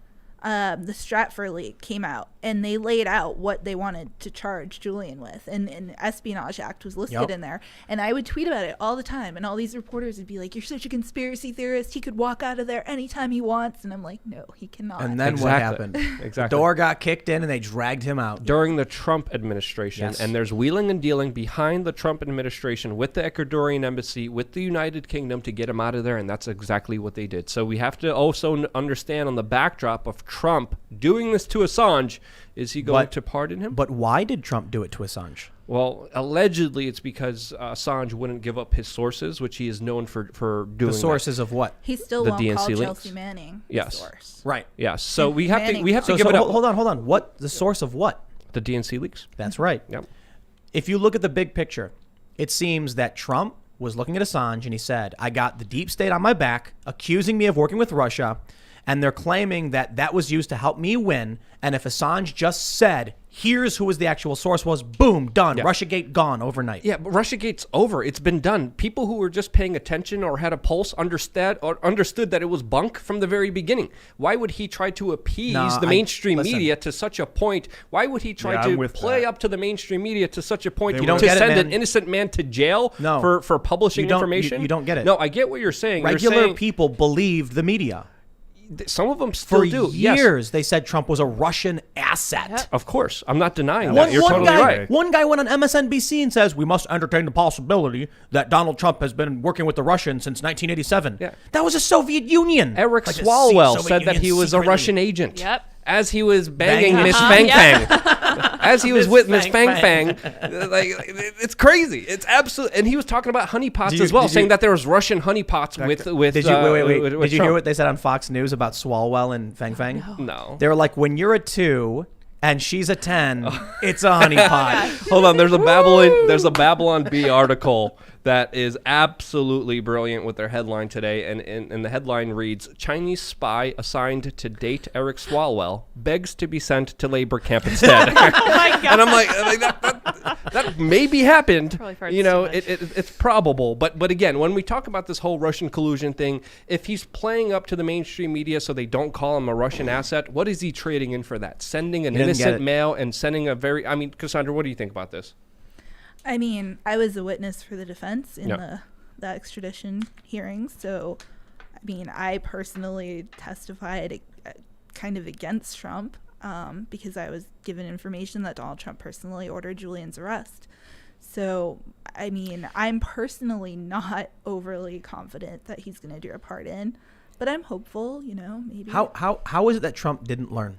And listen, the media was spitting on him every single day, and he thinks they would ever give him a fair shake. Yeah. He could have actually gotten evidence that, about who the source was for the DNC leaks, and the media would just say it's fake news. Right. They would say Julian Assange lies and claims fake news, but we know it's Russia. What would he WikiLeaks get out of has it? never had to redact or apologize for a story in history. They've never once published something that was false. Retract. They do redact. Retract. Right, Sorry. right, Did I yeah. say redact? I think so. So she said retract. Yeah. You made a okay. Radowski. Both.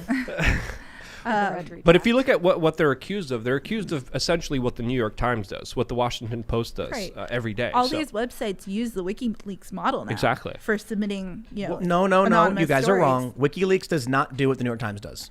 The New York Times is a propaganda arm for the establishment. Right. WikiLeaks publishes true information. Sorry, what the New York Times used to do. No, Should no, do. no. Do you guys- Purports to do. Okay. Do you guys remember back when the Palin emails went out on WikiLeaks? Oh, yeah. Mm-hmm. Washington Post set up a Twitter account that was still active last year when I looked for it.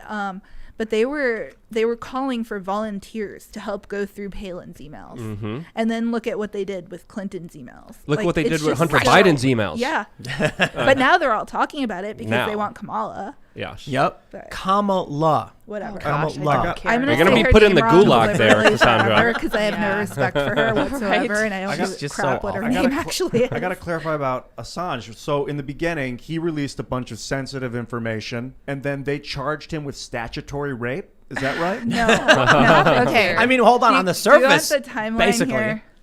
So basically, he got these cables from Manning. They got out, or WikiLeaks was spending about 9 months so far, like redacting all these names and making sure that nobody was going to get hurt because of it. That they were taking out locations of people who were sensitive, who were, in Afghanistan or whatever. But then Luke Harding from The Guardian released a book that had the password, and a former WikiLeaks employee put out a link to the full file, unredacted. Oh, and wow. so combined these two pieces of information put together led to websites like Cryptome and Pirate Bay all putting out the unredacted files. And so Julian attempted to contact the State Department and be like, hey guys, we have a problem. We've been redacting everything, but it's coming out. And the State Department basically told him to screw off. And so they ultimately ended up having to release everything. But it leads to an interesting question. WikiLeaks wasn't actually the first to publish the unredacted files. So how come the 50 other outlets that published before WikiLeaks didn't get charged and WikiLeaks did get charged? Why isn't Luke Harding sitting in an embassy somewhere? So there was a case in Sweden where the government was basically accusing him of, I think it was a condom broke or something. Yeah, a condom broke and there was a love triangle and Well, he's having sex with an underage woman? Is No. that what it was? No. there's no. never even been an allegation of that at all. I guess they wanted to get him an STD test. That's what it was? And so the police were like, yes, we're going to arrest him for rape. And so he was wanted for questioning. He said, Sweden has an extradition treaty with the U.S. and they're trying to get me. So he was actually arrested, wasn't he? He was arrested by British authorities and put in a British prison. No, but he was on house arrest. Yeah. He was arrested and he went to a British jail or prison. Then they put him on house arrest with an ankle monitor, right? And then he went to the Ecuadorian He was embassy. arrested for rape charges? No. No, he was never But charged with he was rape. never- But arrest- we have to understand, the American mainstream media ran with headlines saying Julian Assange is a rapist who's now going to get Americans killed all over the world. Women that was literally Against Rape, a feminist organization, even came out and said that by calling a condom breaking rape, you are doing a disservice to rape victims everywhere. Yes. But we have to understand there was many mainstream media publications Yeah, it that was ran with that. disgusting. And I remember being at the court proceeding for Chelsea Manning and it coming out that the leak didn't lead to anyone dying. But that was the major Right. thing that The the mainstream Pentagon media was testified running that. with. The Pentagon Listen. admitted that. Julian Assange, I'll tell you what my opinion is. The whole Swedish investigation was dropped. Like the moment they snatched him up and they're like, okay, we got him. Okay, forget all that stuff. We don't care anymore. It was very obvious Julian Assange was right the whole time. It was an excuse to get him to Sweden. They could send him back to the U.S. That was the big plan. They wanted to lock him down, lock him up. They got him locked up in the Ecuadorian embassy for years, hindering his ability to work. finally he gets pulled out by Trump. Julian Assange was a thorn in the side of the political establishment and the deep state intelligence agencies. He was doing work as a journalist, and he was doing good work. And so they said, well, we can't have that. We own all the other journalists. You know, I'm saying that figuratively because they're all very much in the bag. I think most of these people who work for these companies are activists who just love the Democrats and the establishment. Thomas Jefferson said that the political parties will always maintain a standing army of news writers who will do whatever the party wishes. So Julian Assange, they couldn't control. But pulled out is one term. Getting him out of there and charging him and now making him face charges is another term. So that's also another aspect that we have to understand here. Because he is facing very serious charges that could lead him to have jail for the rest of his life. 170 years. Exactly. Espionage Act charges. Trump better pardon this dude, I swear. Look, they're saying... I'm going to clip that myself. Yes, Trump better pardon this dude, I swear. Hold on. Yeah. Listen, Donald Trump is facing criminal investigations at the state level. Joe Biden says he's not going to go after him. So, you know, I was reading this thing. It's really fascinating. It was from Ulysses S. Grant. He wrote about the Civil War, and he said, if anybody feels like they're oppressed by the government, it's their right to revolution. But you have to recognize you're putting your life, your property, and your guarantees of citizenship on the line when you do. Well, they're basically threatening Trump supporters and Trump with that already. COVID's taken away people's property, their life, their pursuit of happiness and all of that. And so their choices are extremely limited right now. It's like, what do I do? Stand up, fight back, or lose everything? Donald Trump is staring down the barrel of these state-level criminal investigations. They are threatening his life, his property, and his guarantees as a citizen after all this goes down. After he leaves office, assuming that's what happens. So Trump has every reason to fight to the bitter end. But if Trump loses support of people by not making sure he abides by what the actual populist right and many on the populist left, as much as they might not like him, if he just says, I'm going to cozy up to the establishment, fine, I won't pardon Assange.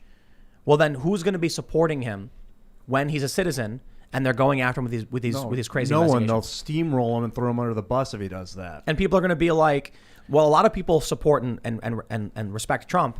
He needs to show the people that he's going to stand up to the establishment. He needs to pardon people like Assange and Snowden and Ross Ulbricht. Is that Ulbricht? Ross Ulbricht. Ulbricht. Yep. He needs to tell that he needs. I don't think that's necessarily going to guarantee him more support. He's always going to have his base. But I think I would support him if he did that. If he pardoned those people. We need a freedom fighter, yeah. What if he pardoned all nonviolent drug offenders who didn't plead down, did a review? That's a big thing. I'm not too concerned with all or none things right now. That's too complex. There's just some people that need to not be charged I think Trump should rubber stamp the pardons, just dishing them out. Like you said, he should make it rain pardons. I mean, everybody likes to lump in Julian with all these other people, particularly Snowden. And I think that Julian's situation is much more dire, and it deserves to be discussed on its own. It's like almost fraudulent the way they went after the guy. Absolutely. Yeah. It was so obvious to everybody. These accusations against him, the smears in the media. He was doing real work, publishing real journalism for the first time in a long time. And you know what? The powers that be are like, listen, our friends, you want to know how it works? When you work for these news organizations, they're called access journalists. They're like, I better not make the CIA angry because they give me great scoops. And WikiLeaks embarrassed a lot of those journalists. Like, it came out that they were, getting slipped stories from the DNC, that they were, sliding over the debate questions to Hillary Clinton. Like, WikiLeaks embarrassed the media just as much as embarrassed politicians. Yeah, they should. And so if Donald...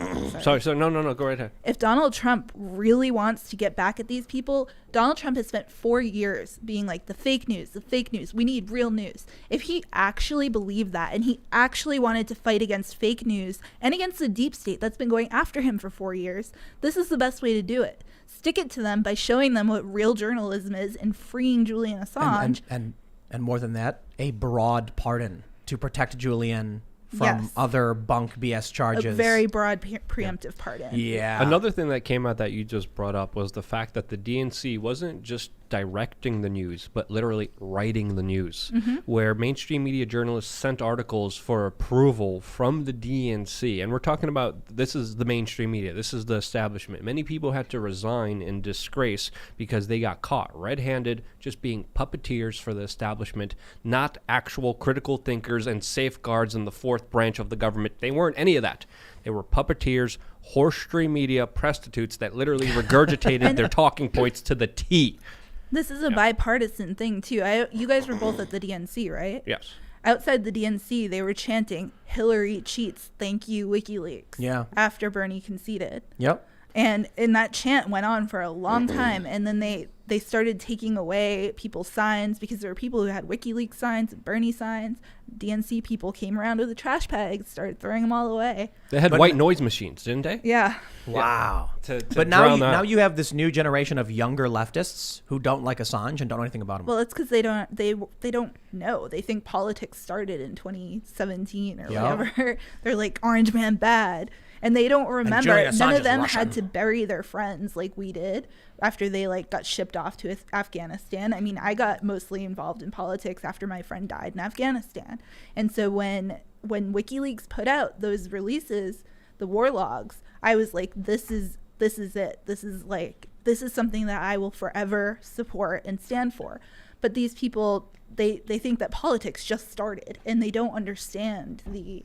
Trump is bad. We got to vote for Biden. He's just an old man. It's like What was the war logs? It was was 200 and was collateral murder part of it? yes, Yeah. but it was a whole bunch of cables and documents that showed, the cost of war essentially.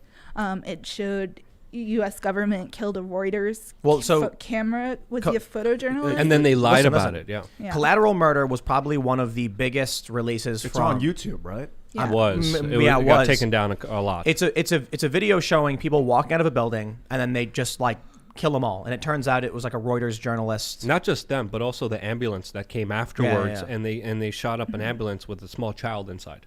Yeah. We also didn't really know how many civilians were dying or just how much death was happening in general. So by releasing all these cables, people in America got a chance to actually see what this war was costing us and what it was costing people all over the world. And support, because of WikiLeaks directly, support for the wars went down and people started getting brought back. And so And The truth shall set you free. Some other guy released an unredacted report, and Julian got busted for it. it's a little complicated, but basically the files were being held online, and there was a really encrypted password that you needed to get to it. But different news organizations that were working with WikiLeaks all had this password so that they could all go, because there were so many files. So they partnered with like The Guardian and all these newspapers. They all had access to it. But then Luke Harding wrote a book about WikiLeaks, and he put the passcode in the book, and the passcode had not changed. And so instead of being able to go through and redact all these files, it all got put on Pirate Bay and Cryptome.org and all these websites. And so Julian, it was either, pull the trigger or, lose the story. I still remember this collateral murder video because it was absolutely shocking to finally see the true reality of what was going on there, and to see helicopter pilots laugh and be so inappropriate when it came to executing what then we found out was journalists. We also found out that Reuters was asking the U.S. government what happened, what was going on here, and the U.S. government just kept denying They the lied. family members, the journalists, their friends, their company. They couldn't find anything about what actually happened, how they died, until this video came out, which again just finally showed the American people the reality of war. Because we have to understand, this Iraq war was a mainstream media war. It was squeegee cleaned. There was PR talking points. There Weapons of mass destruction and yellow cake. There was embedded news reporters within the military showing you a perspective of "Go America, it's great." Helping kids. Not the perspective that the American people saw in Vietnam, where journalists actually saw and reported on the realities of war, which made a lot of people anti-war in the United States. Right. We didn't have that. But finally, with WikiLeaks, we finally got the reporting that we got during the Vietnam War, and people started to finally ask questions and saying, this is not protecting my freedoms. These guys with sandals in the middle of the desert aren't a threat to me. And we have bloodthirsty psychopaths who are literally foaming at the mouth, celebrating and are happy that they just shot up innocent people and journalists. That was the video footage was from the Bush administration, wasn't it? Mm-hmm. Yes. Yeah. And then it carried on under the Obama administration. Yeah, no matter what you feel about Manning, too. I remember during the trial, Manning was like, it was like watching children torturing ants with a magnifying glass. And I never forgot that. It always stuck with me. And for what? Reminds me of For what? For Halliburton contracts? Yes. To gain strategic territory surrounding Iran because people like John Bolton wanted to celebrate in Tehran. It's not even For the strategic opioids. territory. The Iraq War made Iran more powerful, and it allowed them to expand their sphere of influence in the region, which makes them a bigger threat against the U.S. geopolitical neocon power. So it didn't even serve the original objective that they said it was serving, and it did the opposite of that. Again, order out of chaos, creating more problems, which later on they're going to have an excuse to solve, which is absolutely crazy. I just had a crazy idea. What if we just take the troops out of these countries Whoa. and bring them back here? What? Right? Well, the NDAA this year has Trump a said he's gonna veto provision it. in it. No. They're trying to pass a provision within the NDAA that would prevent a president from sending troops back home. Okay, so hold on. Yeah. The NDAA is the National Defense Authorization Act. Yes. It's basically them approving the budget and spending for all of this stuff when it comes to war. And Trump keeps saying he's going to veto it, and every time he does, I just laugh, and I just want to like put my feet up and like crack a beer and be like, do it. Just do it. I mean, he's threatening to repeal Section 230, which is a big mistake. But I didn't Rand Paul jam up the NDAA as well? Yes, Yeah, he did a does whole always. filibuster. He always And he's filibusters. doing and he's now speaking out against it as well, and he's bringing up the fact that under this NDAA, a president has unlimited power to send troops anywhere in the world, start any war he wants, lead people to death easily just with a decree. But sending them home, he can't now without congressional approval. So that's in the new NDAA that they're trying to get passed. Man, which is insane. this political That's establishment. sick. Yes. You know what? It's like the people in power right now. I guess what I was describing it is like the neocons slapped social justice as a wrapping, and now they're like Democrats. I guess it's like the same thing. No, the neocons infest both parties. They always have. And, as soon as the right started being a little bit anti-war, Bill Kristol slithered over to the Democrats and was like, "Hi Well, guys," wait. peeking out from his festering trash bag. Wait, you say slither Sorry, though, I but really what's hate it called when like slugs like ooze their way? Yeah, What's it called? yeah. Sliming. Sliming their way. That's more Yeah. like We snakes call are all them right. militants Yeah. rather than neocons. These militants. No, well, Bill but like they're the point different. the point I'm making is Neocons are a very specific group of people. They don't fight what wars. I'm saying is the They difference call between a for wars. neocon and What's a neo-lib it's not is that conservative one to go is to like war, though. pro-social justice. Like Right. it's not a conservative thing to go to war. That's a very It's liberal not. It's the opposite. action. Yeah. It's both parties, though. These people have infested both parties. MAGA And I party. don't even think it's fair to say that it's just, Republicans or that all the neocons have went over to the Democrats, because it's not true. We still have Dan Crenshaw. They have Bill Kristol. These people from PNAC all have spread out all over the place. And everybody just seems to forget all the things that they've lobbied for and the things that they've done. But if God forbid, you tweeted 15 years ago some kind of joke that's now perceived racist, they're not going to forget that. But if you lobbied for the Iraq war and lied us into war, You'll get elected president. yeah, Yep. you can fit in with both parties. They'll put you on MSNBC. Mitch anytime. McConnell will say, "Please don't vote for Trump. We need Joe Biden to win so he can blow up more kids." Do you guys know who Daniel Ellsberg is? Yes, Yeah. hero. Yes, yeah. Yeah, he released the Pentagon Papers, which basically got us out of Vietnam. And He's Boom. a big advocate of Julian. Yeah. Well, also, we just had the Afghanistan papers, which were just released. And again, just a blip on the mainstream media and then never really talked about again, showed, again, almost exact similarities to, the Vietnam War when it specifically came to a pointless endeavor that doesn't help anyone except for the military contractors, with even mainline U.S. military officials saying there's absolutely no reason we're in here, but we still are. This country flourished best when there was an honest, well, I shouldn't say there was an honest press, but when there were good journalists doing the work, when there was a balance between the government and the people and public right to know. The weird things that Luke brought up, like the heart attack gun, we eventually learn about these things because journalists did their job. But these people thought it would just be so easier if the journalists were just in our pockets. If we can feed them these stories and they'll be too scared to speak out against us. They'll support the establishment, get the activists in these organizations. And now there's none. So there's no challenge to a runaway broken system. The corrupt keep corrupting and the system is decaying rapidly because of it. And independent media is the only institution still calling it out, and that's why we're seeing a lot of it being But just absolutely censored. we won't exist anymore, a lot of us, if Julian Assange is thrown in prison. Yeah. I mean, what kind of precedent is this setting? Mm-hmm. As soon as, we have some ultra left administration in there. They're going to toss all the right-wing journalists in jail. The right's going to toss all the leftist journalists in jail. Like, this case sets up a horrifying precedent, and people need to think about it think about the opposite party, and if you would want the opposite party having this power. People are bad at that. People are, they don't think beyond what's happening now. And I think one of the issues too, Glenn Greenwald brought up an interesting point, that he said something like, if there's one group of people that has the complete inability to learn, it's liberals who advocate for censorship. But I think what I was realizing when we had some of these guests on who were younger and they're leftists, a lot of these people who are advocating for censorship, they're young.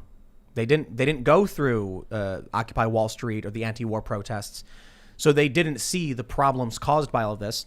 Now they're like just entering politics for the first time, and they're all going yay and cheering for the establishment, and, raising their fist in support of the machine. Dude, 9/11 was insane. I was in New York City. I worked at Ground Zero. I thought we got attacked. And then I started seeing all this evidence that the buildings came down in free fall and that it was a demolition. Yeah, but Dude, if that was a demolition and then we were lied to, this entire world war for the last 20 years is a lie. WikiLeaks has released a lot of emails about 9/11. You should read them.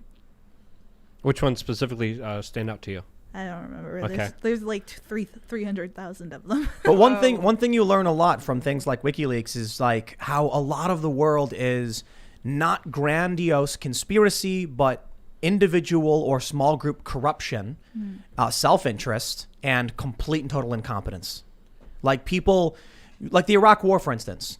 It's going to benefit all these people. What was that movie with what's his face? He played George W. Bush, Josh Brolin. What was it called? W? Was that what it was? Yeah. And you had the scene where Dick Cheney is like, if there's a 1% chance that sandwich has got salmonella, which and he goes, oh, come on, Dick. No, I can't eat it. It wasn't Brolin. I know what you're talking about. It wasn't Brolin? No, it was called Vice. The movie's called Vice. No. I'm talking about an older movie. Oh, yeah. no, maybe Older it was movie. Brolin. I would actually kind of disagree with you, because if you look at the way the establishment has been getting their way, I think there's an argument to make here that they are somewhat in charge, and that a lot of times they blame it on incompetency as a cover. I think that's also a possible reality that we have to entertain here that I think is probable. Well, the difference between a grandiose conspiracy and powerful elites leveraging their power for personal gain, I guess. Yeah, like bumbling their Halliburton into Iraq. Like it wasn't well orchestrated. They were real blatant about putting Dick Cheney's company. They just say it and they just do it and no one cares. They're like, Dick Cheney, well, he was the former CEO, wasn't he? Of Halliburton? I think so. He's like, CEO, yeah. Was he? I don't know. I don't know. But it's like, dude, if not CEO. They can just come out and say it and everyone just says, okay. This is because they have journalists in their back pocket. And when you have the journalists in your pocket, you don't have to confront hard truths. I think it's that there's no political willpower among the only people who actually care. You've got the Democrats who are basically like, whatever Jimmy Kimmel tells me, I'm going to go vote for Biden. And then you've got low information left. The people who are older who just watch Jimmy Kimmel and Colbert have no idea what's going on. They're dumb as a box of rocks. Then you got young people with no political experience whatsoever celebrating the establishment. Great. Maybe in 10 years you'll realize why you were wrong. Then on the conservative side, Republicans, you know what they're saying right now on Reddit and r/conservative? You know what I'm going to do tomorrow after seeing that, Joe Biden won the Electoral College? I'm going to wake up, go to work, and I'm going to carry on with my life. And then I'll keep voting and advocating for my cause. Congratulations. Great. I love it. And how's that been working out for you? Trump supporters are fighting, and they're fervent. MAGA party. Make your own political party and watch the Republicans squirm, because if you're not getting what you want anyway, why vote for the Republicans? At the very least, you can say you stood up for what you believed in. And maybe the Democrats gain control and they get to do what they want. Fine. You know what? If the Democrats do, they're not going to get the progressives are going to be really angry because they're not going to be supporting them. And then maybe they'll fracture eventually. Or you'll say to regular people, this is why the Republicans have failed you. They're allowing all of that to happen. And it's about time someone in this country got some political willpower, some wind at their back and said, we are going to do something totally different, not support these Republicans who don't care about us. And not only that, the traditional Republicans don't even really align with what the new MAGA party is. It's diverse. There's people of different backgrounds. You've got black Trump supporters, gay men, lesbians, people LGBT. Trump has done something unique in awakening people who've been paying attention and getting them riled up and stand behind him. Now they need to assert themselves as their own party and stop voting Republican. Yep. And other Republicans are going to get mad. They're going to be like, Tim's going to help Democrats win. I don't care about them either. And I don't care about the Republicans. I don't care which one. They're all the same. The Republicans don't stand for any of the things a lot of us like Trump because he's America first. He cares about putting America first? If we're not, how is building a school in Iraq putting America first? It's not. So he wants to bring our troops home and things like that. Those aren't Republican beliefs. We all know those aren't Republican beliefs. So if you're getting the same thing from Democrats and Republicans, then all that's really happening is they're like, vote Republican to kick the can down the road for another year, or vote Democrat to make the can come right to our front door, or vote for something better than kicking a can. In my opinion, it's because people keep voting for the lesser of two evils, why we can't have nice things. Mm-hmm. But I don't even, I see what you're saying. Yeah.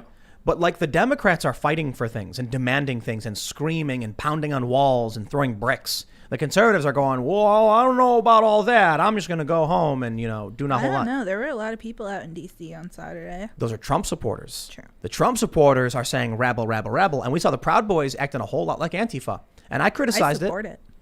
Well, I'll tell you this. Yeah, I do. So we saw in D.C., Proud Boys came out and were tearing down Black Lives Matter banners and burning them. So Cassandra's cheering for it. Heck I yeah. don't think stealing people's property and burning it, I don't agree with it. I am fine with it. They have been burning down cities for almost a year. I have personal beef because I had to move. But did that church who paid for a banner, should they have their banner destroyed? You know what? It's a banner. Their insurance will cover it. That's what they've been telling us for a year. See, the problem I had with that was, did that church do that? If Antifa wants to act a fool and the Proud Boys say, we'll play with you. If Antifa says, we want the arena of violence. Antifa burned an actual church. Absolutely. And everybody defended it. Well, And the liberal the media makes and excuse stuff. for it. Here, listen. And now they're crying over a banner. They want me to shed tears over a banner when they were justifying the church that was a mile and a half from my house catching on fire. Yes, you can complain about the media and you can complain about Antifa, but I'm not going to support anyone victimizing the innocent and uninvolved. I don't mind it. It was a banner. It was a political banner. I don't care. Honest to God, I am glad that they're out there, and I'm glad that they're that church isn't causing Antifa. heck. That church isn't Antifa. It doesn't matter. Why not? I don't support. I don't support any group stealing other people's stuff and burning it and destroying it. I'll say this though, if Antifa says we want the arena of violence and the Proud Boys say much obliged, well then why am I going to shed a tear for Antifa? So when the video comes out of these two Antifa getting stomped out and chased down the street, and all of a sudden the top post on Reddit, they're like, the Proud Boys are attacking innocent protesters. I'm like, they've been begging for this. They're the ones who put out message after message saying violence is the only answer. We must punch Proud Boys. And the Proud Boys are like, much obliged. They want to play. But if the Proud Boys want to tear down a church's banner that has nothing to do with this, that wasn't rioting or protesting, that's stealing property and destroying someone else's stuff, I don't agree with it. It doesn't bother me at all. I honestly, I'll pretend that I care if you go on, but I don't. We can disagree. I think that, we can't even put up Trump signs in D.C. Like when I was living in D.C., if I had put up a Trump sign or even an American flag, my house would have got vandalized. Like there's a 0% chance that it would not have been. And so I just have a really hard time pretending that I give any kind of craps about a sign. I honestly don't. We can't put up signs. I can put them up now because I'm in West Virginia. But if you live in a city or even close to a city, you can't put up a Trump sign. You can't put up an American flag. So why should they be able to put them up? I think that if what's good for the goose is good for the gander. So many people told me that I shouldn't be allowed to put up Trump signs because it makes people uncomfortable. Well, Black Lives Matter signs make me uncomfortable. Take them down. Don't care. Well, the Proud Boys are not traditional Republicans or conservatives, and they have political will, and they're stepping up and they're saying, okay, Antifa, we'll play the game that you've asked us to play. So look, when Antifa steals the flag from somebody and burns it, I say you're stealing someone's private property. You want to burn your own flag? That's a First Amendment right to go do it. I don't like anybody vandalizing someone else's property. If the Proud Boys go out, Antifa shows up, and then the Antifa gets stomped out, well, they asked for it. Far be it for me to tell Antifa that they shouldn't get what they've asked for. They've literally been saying, they post these comics where you must not tolerate intolerance. We must punch these people. Okay. Well, if you want to fight them, by all means, you're allowed to do it. If two people agree, not every state is like this, but there are mutual combat laws where two people can go outside and say, we agree to fight, and they fight, and one person gets hurt. The cops say, it's mutual combat. So if that's what Antifa wants, then I'm not going to complain when the Proud Boys go and stomp them out because they begged for it. Burning private property, I have a problem with. I see the Black Lives Matter flag no different than I see an ISIS flag. And I'm not going to cry over a domestic terror organization's flag coming down. I'm not. And I honestly, like, I don't feel bad for them. I just don't. And I think it's ridiculous that the media wants everybody in the country to cry over this stupid freaking poster when, 4 Proud Boys got stabbed. There's all these other stories that happened. That guy, Critical condition. That guy just got released. He's not even being charged now. They're claiming it was self-defense or whatever. But it's like, there's so many more important things in this banner.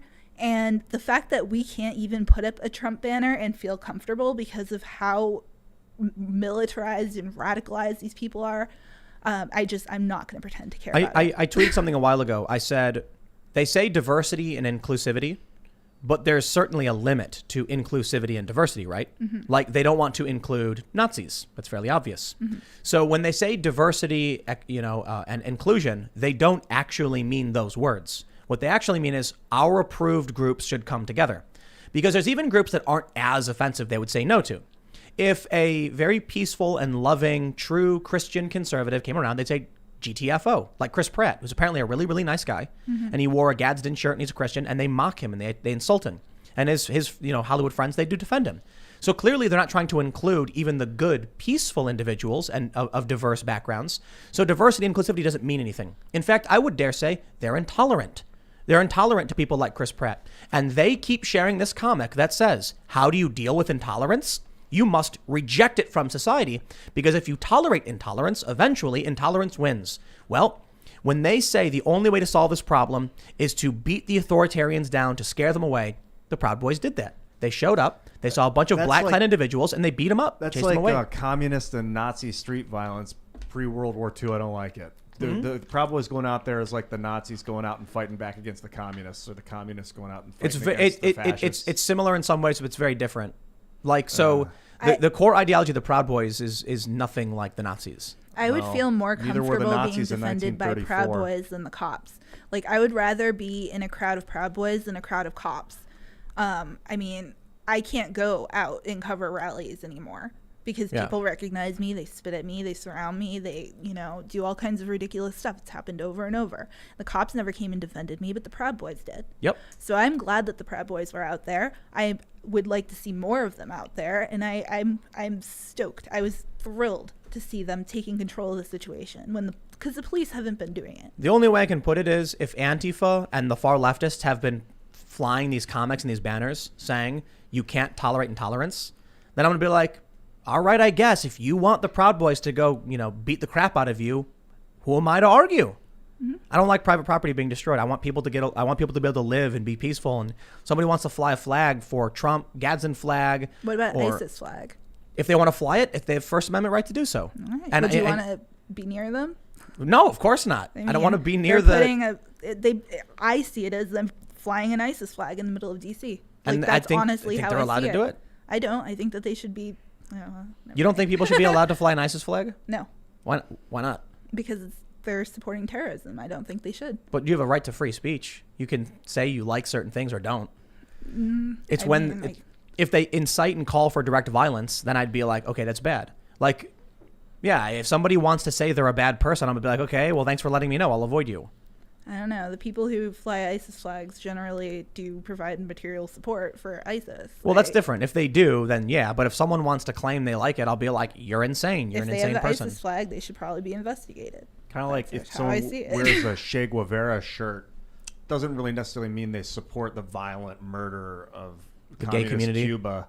And the LGBT community. Che Guevara was a murderer. Gays and blacks. He hated LGBT community. And blacks. People wear his face on their shirts. Yep. I kind of see ISIS flags like that. Like, I could wear an ISIS flag on my shirt. I don't necessarily believe in what they do. It's just an image.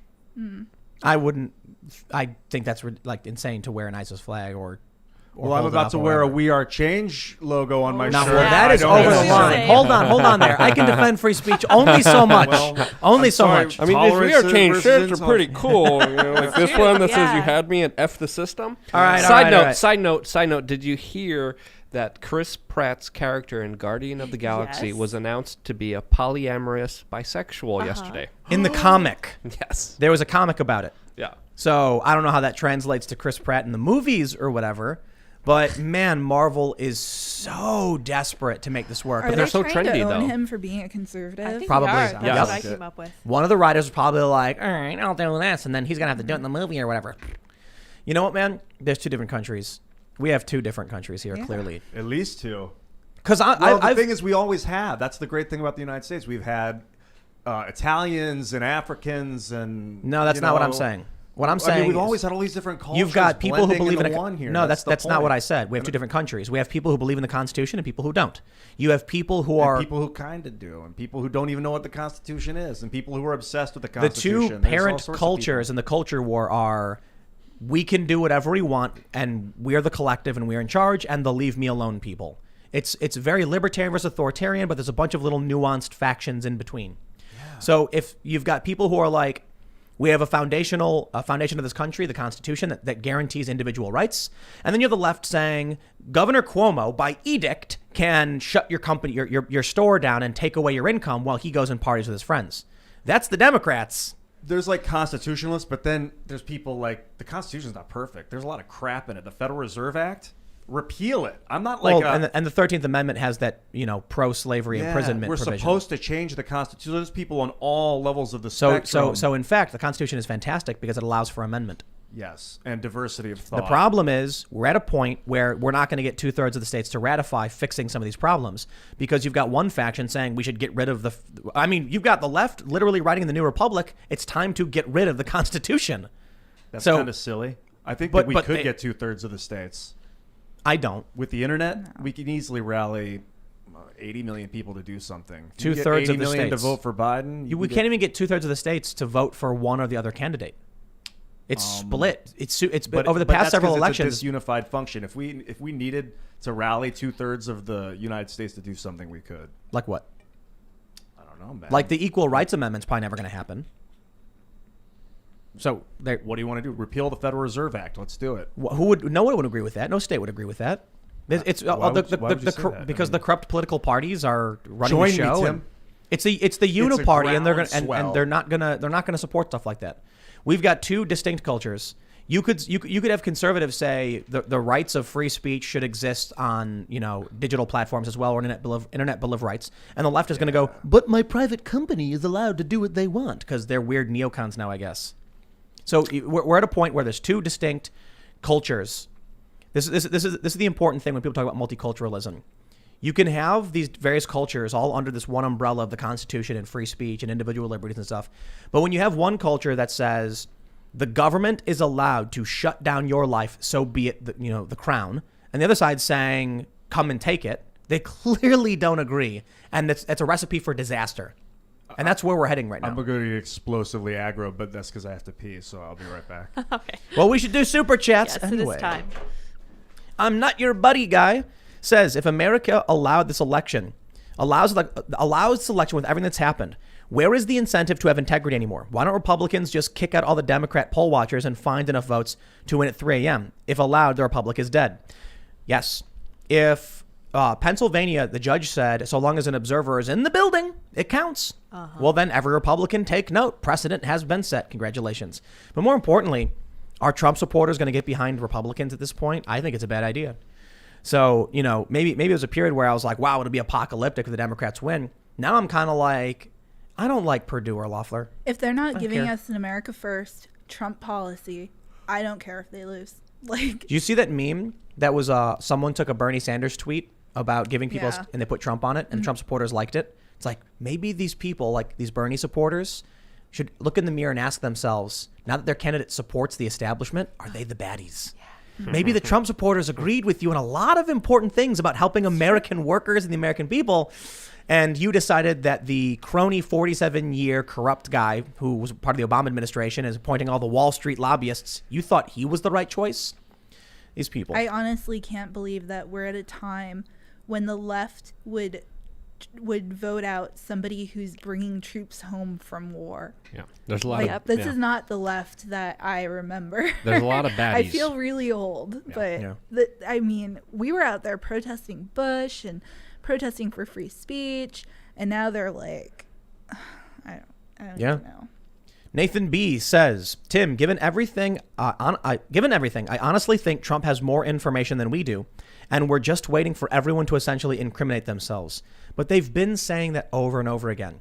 This Friday, Trump's going to make a huge announcement. This is it. It's been this is it every day, and admittedly, it's over every day as well. So it's like the left is like, it's over today, and Trump's, right wing people are like, it's coming tomorrow. It's like, okay, well, let me know when it's done.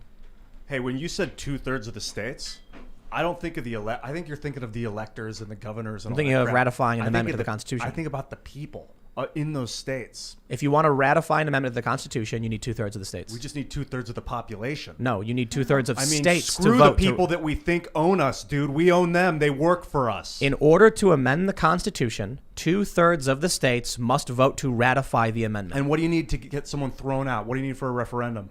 How many people in a state are needed for a governmental referendum? I have no idea. Depends on the state. Yeah. Two-thirds? All different. Less than two-thirds? Some states are actually Commonwealth systems. Some have general assemblies. Some have legislature, like official House of Representatives and stuff. They're all different. So the states, through their system and how they run, have to decide, we agree with this officially and certify and stamp. And then when 2/3 do, boom, you get an amendment. But the states, those are the people in the states. Yeah. So if you can get those people to agree with you, then we can move. In different states, yeah, you need 2/3. Yeah, and if their government doesn't agree with them, then throw the government out and put somebody in that does. So when you have California, which is 2/3, it's 2/3 Democrat, you're not going to get them to agree to a conservative amendment. Then throw and them vice out. versa. If you got enough conservative people, You don't. It's 2/3 Democrat. then forget about California. Right. So then when you go through all the states, we have right now 29 Republican and 21 Democrat. Not enough. I don't to need change the Constitution. Republicans or Democrats, man. It's not a partisan thing.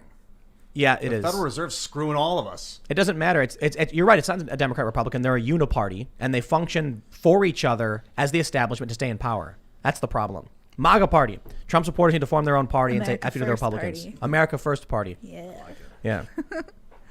Storm Huffman says, I'll watch this later, but I wanted to ask Tim if he has a locals.com. There's a Timcast page with no content. I'd love to see it flourish. Keep up the great work. I do not, but we are going to be launching a new website with members-only content and like Hangout stuff and Discord-type posting and photos and whatever. And we're going to be working on a vlog. So that's coming soon. It's being built right now. And if once it's live, it'll be at timcast.com, and then you can go and hang out, and it'll be, exclusive content for members and stuff like that, and merchandise and all that fun stuff. There's going to be a great scene of Alex Jones raiding my RV. Yes. Yeah, we filmed Alex Jones, Luke Rakowski, Rude Awakening. They hadn't seen each other in a long time, and I was taking a nap, and you let the gorilla into my RV. yes, It was it was awkward. hilarious. It was weird. It was really funny. Weird. It was really funny. It'll be in the vlog. So there's a lot of stuff like that too. Like when we have guests come, like we usually hang out with people for a little bit, and we Yeah. play games and stuff. So there's Good going to be a lot of chats. vlog content that'll be behind the scenes for members. So that's A lot cool. of e-drama. Yeah. The Civic Nationalist says, Tim, I warned you about your country, about becoming Weimar Germany, and now you're going to have 3 to 5 years of lefty attacks, then a rise of right-wing attacks. It's not too long to rejoin the Commonwealth. God save the Queen. Uh-huh. Uh-huh. I got to tell you. Let me tell you something really interesting. I made this point when the alternate electors cast their votes, right? So these are unofficial as far as anybody in the federal government cares. What gave the founding fathers the authority to declare independence? Quite literally, nothing. A bunch of guns, the French government. Yes, exactly. Guns and more guns from the French government. Yeah. So it was interesting when I was reading about the signing of the Declaration of Independence. There was one thing I was reading where they made a point that in many of these states, the people in the Continental Congress were appointed or elected in very strange ad hoc ways that did not represent their states. Like a lot of these states, they were loyal to the crown. So all of a sudden, some dude is like, well, a bunch of people in my town and in various parts have agreed that I should represent them to the Continental Congress, and we're going to declare independence. And you know the opinion of the crown was, by what authority do you non-parliamentarians, non-lords, have to assert any legal claim at all? You're not representative. You don't. There's no such government exists. They say we're the representatives of an American nation. There's no nation. You have no authority. Something interesting happened though. It was a parliamentary vote that I forgot what it was called, but it said that American ships were to be considered enemy vessels. And that's when the founding fathers were like, they said it, not us. They said our vessels are American vessels and enemies, therefore. So the thing is, if there was no legal authority under the crown for these individuals to claim their right to declare independence, then if I see a bunch of electors in a state legislatures, actual elected representatives saying, we hereby vote, I'm like, okay, well, you can claim they have no authority, but authority is built upon the confidence of the people. So if something happens and people like Trump supporters, 74 million, say, these are the real electors because we say so, it's all about what you believe to be true. It doesn't matter if there's some system and official seal. If they have an official seal too, I tell you this, if a guy woke up, he came out of a cave, he had been asleep for 700 years, and then two people came up and said, I'm the official government. Here's the seal from the Democrats. And someone said, I'm the official government. Here's a seal from the Republicans. He'd be like, I don't know. I don't know who is in charge. That's it. I'm not sure how to word this without getting in trouble. But I think, I mean, Brett, my boyfriend, actually brought this up, but if people genuinely believe that the election was stolen and the government is rigged and the will of the people no longer matters, I don't know how you are not morally obligated to fight and to have, essentially. Ulysses S. Grant said it. Yeah. That's what I was quoting before. He says, individuals who feel oppressed by their government have a right You're to morally revolution. obligated, though. If you believe, if you're voting, if you're sending separate electors and you're saying that your state's election was rigged and it was stolen from you, then how do you just sit down and say, oh, well, better luck, I'll vote harder next time? You're morally obligated to fight at that point, I believe. It'd be funny. You heard how they called the Republican states who did this seditious? Mm-hmm. Well, they said 17 Republican states because of the lawsuit. It's actually more. It was 20. And then you have 126 Republican members of the House who were supporting the lawsuit, and they were called seditious. It'd be funny if Trump says, because of this sedition from Republican states in these 7 states, I'm, declaring the Insurrection Act and postponing the inauguration. And he uses the Republicans' defiance in support of him as justification for active rebellion for which he can go in and shut everything down. I'm kidding, by the way. It would just be funny if that happened. But that's why I'm saying at the very least, there should be an America First party or, a constitutionalist party of some sort. Or even a broad populist party if we had to. I mean, yeah, there's a lot of overlap. The Unity Party? Somewhat. The decentralized party? If we had a Tulsi Trump. That Grant statement that you're putting your life and your property on the line, basically, if you really believe it, is kind of like saying certain things that violate YouTube's terms of service involving fraud and Donald Trump that could actually get your video pulled. Like, that's your property. Yeah. And so if you really believe it, your property, you put it on the line, it may be taken away from you. So it's kind of, I see that. And then he also said, and then you live, you run the risk of living under the rule of your conqueror. Yeah, I think that the recipe for a thing that you'll probably get TOS violations if we mention is having a whole bunch of people with nothing left to lose. If you're taking away people's homes and their ability to see their families and their choice jobs was made and their for them. businesses, what else do they have to lose? They're going to stand up eventually. This is what I said. I read the quote from Ulysses S. Grant, and I said, if you're telling people that under an oppressive government they have to risk their life, their property, and their guarantees as a citizen, but then you've taken away their right to life and their right to property, you've made the choice for them already. Mm-hmm. That's why we're seeing that town in Washington where they're like, GTFO, we're going to do whatever we want. Mm-hmm. What's the government going to do? Are they going to send in state troopers? Never going to happen. What's the quote when I think it goes, when the people who want to be left alone get involved? Well, how does it continue? I don't know. I forgot. Not familiar. Sorry. We got to read more super chats, though. Interesting premise. Yeah. Lone Wolf says, for financial reasons, I cannot donate again, but even if this is not read, please know that you are dearly appreciated by many of us for your coverage and honesty. We have serious times to come, and the nation needs you now more than ever. Thank you. Don't worry, YouTube will ban me soon. I'm sure. Thank you for your Daniel Maxwell says, to successfully challenge the Electoral College votes, Congress will need to have presented to them a preponderance of the evidence that supports the contesting of the votes from the contested states. I believe they probably will. All right, let's see. Burke in a box says, in GA, due to the lack of testicular fortitude the GOP has, I'm not voting. You are not alone, Cassandra. McConnell may have just encouraged me to vote Dem. Registered Republicans voting Dem hurts them more than not voting at all. Oh, yeah. That's brutal. I don't know if I would go that far. I don't know. Maybe. Why not? I don't know. I'm seeing a lot of accelerationism from Republicans saying vote for. Why not? Because then you'll get more regular people forced into the fight. That's what people have always been saying. Shake the system up more and more and more. Yeah. Free Men Die Free says the DNC GOP is one big party. The Libertarian Party is the only authentic second party at this point. McConnell stabbing you should be your wake up. Repubs owe Libertarians after Ron Paul being cheated. Yeah, Ron Paul would have been a way better president than anybody we've had in the past couple decades. Yeah. That's for Libertarian Party's a joke, though. It's very cringy. Yeah. Wayne's DIY Garage says, regarding Green Deal, I believe Cali wants to outlaw cows because dairy require a lot of H2O that could go to LA. Articles about methane heating up the atmosphere. I feel they want to blame the farmer, not the cities, without saying they want to take the water. Interesting. It'll be really funny when the Green New Deal, like something happens and they're like, no more farting cows and stuff. And then people are like, we're hungry and there's no food. I wouldn't be surprised though. Zip Tie says, Tim, is it possible, given the uptick in violent clashes breaking out across the country, that we have entered the bleeding Kansas stage? I don't know. What is that? Do you guys know what that is? Nope. That Bleeding sounds Kansas? like a Civil War thing. Probably. You want to Google it? Bleeding Kansas, yeah. Ryan Brown says, stop misleading people about Oath Keepers. They are not a militia and never have been. They have current military members. Correct yourself. Well, there you go. It's just Oath Keepers are listed everywhere as a militia, so I don't know how to describe it.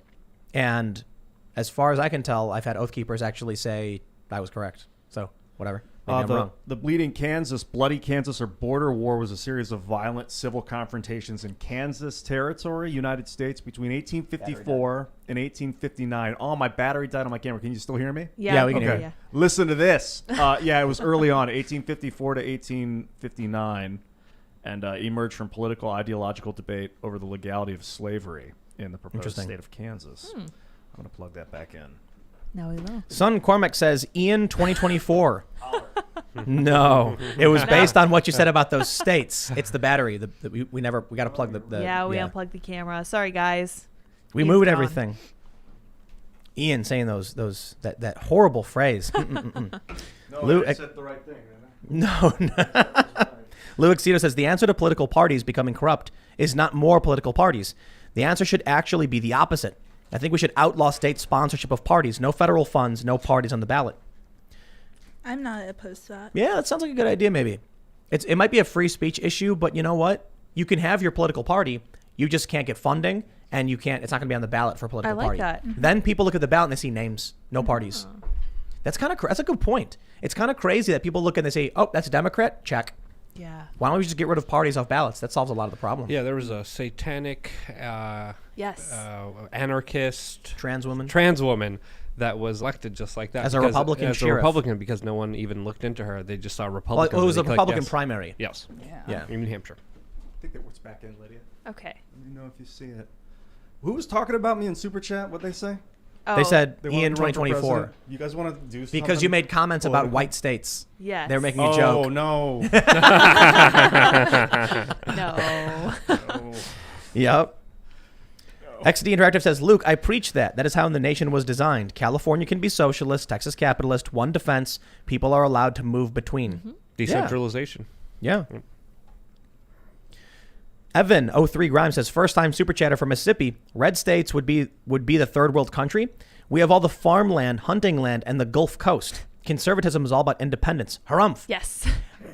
You go to a conservative and he's a guy who lives in lives in the rural area and he hunts and he is very isolated from big cities. He's gonna be like, and you're gonna have to fend for yourself and hunt your own food. Okay. But yeah, I did that last night. Yeah. And what am I complaining My about? neighbor has 60 gallons of apple cider frozen. Whoa, Nice. Yeah. That's amazing. I'm coming over when it. We here are almost entirely off the grid, Yeah. almost entirely. But even getting internet, just satellite. Satellite's actually really improving, no joke. Like the other day when the internet cut out, we switched to satellite, and it sometimes is shaky, but we've actually been able to get high def streams. The satellite's 5 megabits up, kind of the bare minimum to get a good stream out, but it's totally doable. Let's see. Ismail Thompson says, Cassandra is speaking my language. The creation of the Republic will be the proudest day of my life, probably because I'm Texan. Well, there you go. Let's see what else we got here. Matthew Reckham, thanks for that big old super chat. Appreciate it. Archimedes says, so it's okay for CA to tell the country you aren't allowed guns, but Texas can't bring up concerns on the election? I think they can. I think they absolutely should. Yeah, one of the issues is we have a constitution, right? So if California says we don't allow guns, then is it incumbent upon the other states to like invade California to enforce the constitution? Ooh, I don't know. No. Well, hold on. Ulysses S. Grant, in that writing, he made a really good point. He said, I'll paraphrase it. The original 13 colonies could have left at any time. They had an agreement to come together because of the revolution. But with the ratification of the Constitution among the 13 colonies, everything changed. These colonies paid through blood and treasure to get new states into the Union. So there's almost essentially a debt. It's a contract. You want to be in the Union? You want access to our funds and our defense? We've paid for that with blood and treasure. So now you can't leave. If we have a contract between all these different states about their agreement to enter and the resources we paid to get them in, and they say, but you know that founding document contract I agreed to join, I'm going to give it a big old middle finger. Interesting. Then we say, no. We have an agreement. You came into this country as a state. You can't now disregard the agreement that we have because we paid for this. It would be like someone breaking a contract. I say, I want to, work with you, Ian. And then you say, okay, I'll pay you $1,000 up front to work for my company. And then I go, you know what?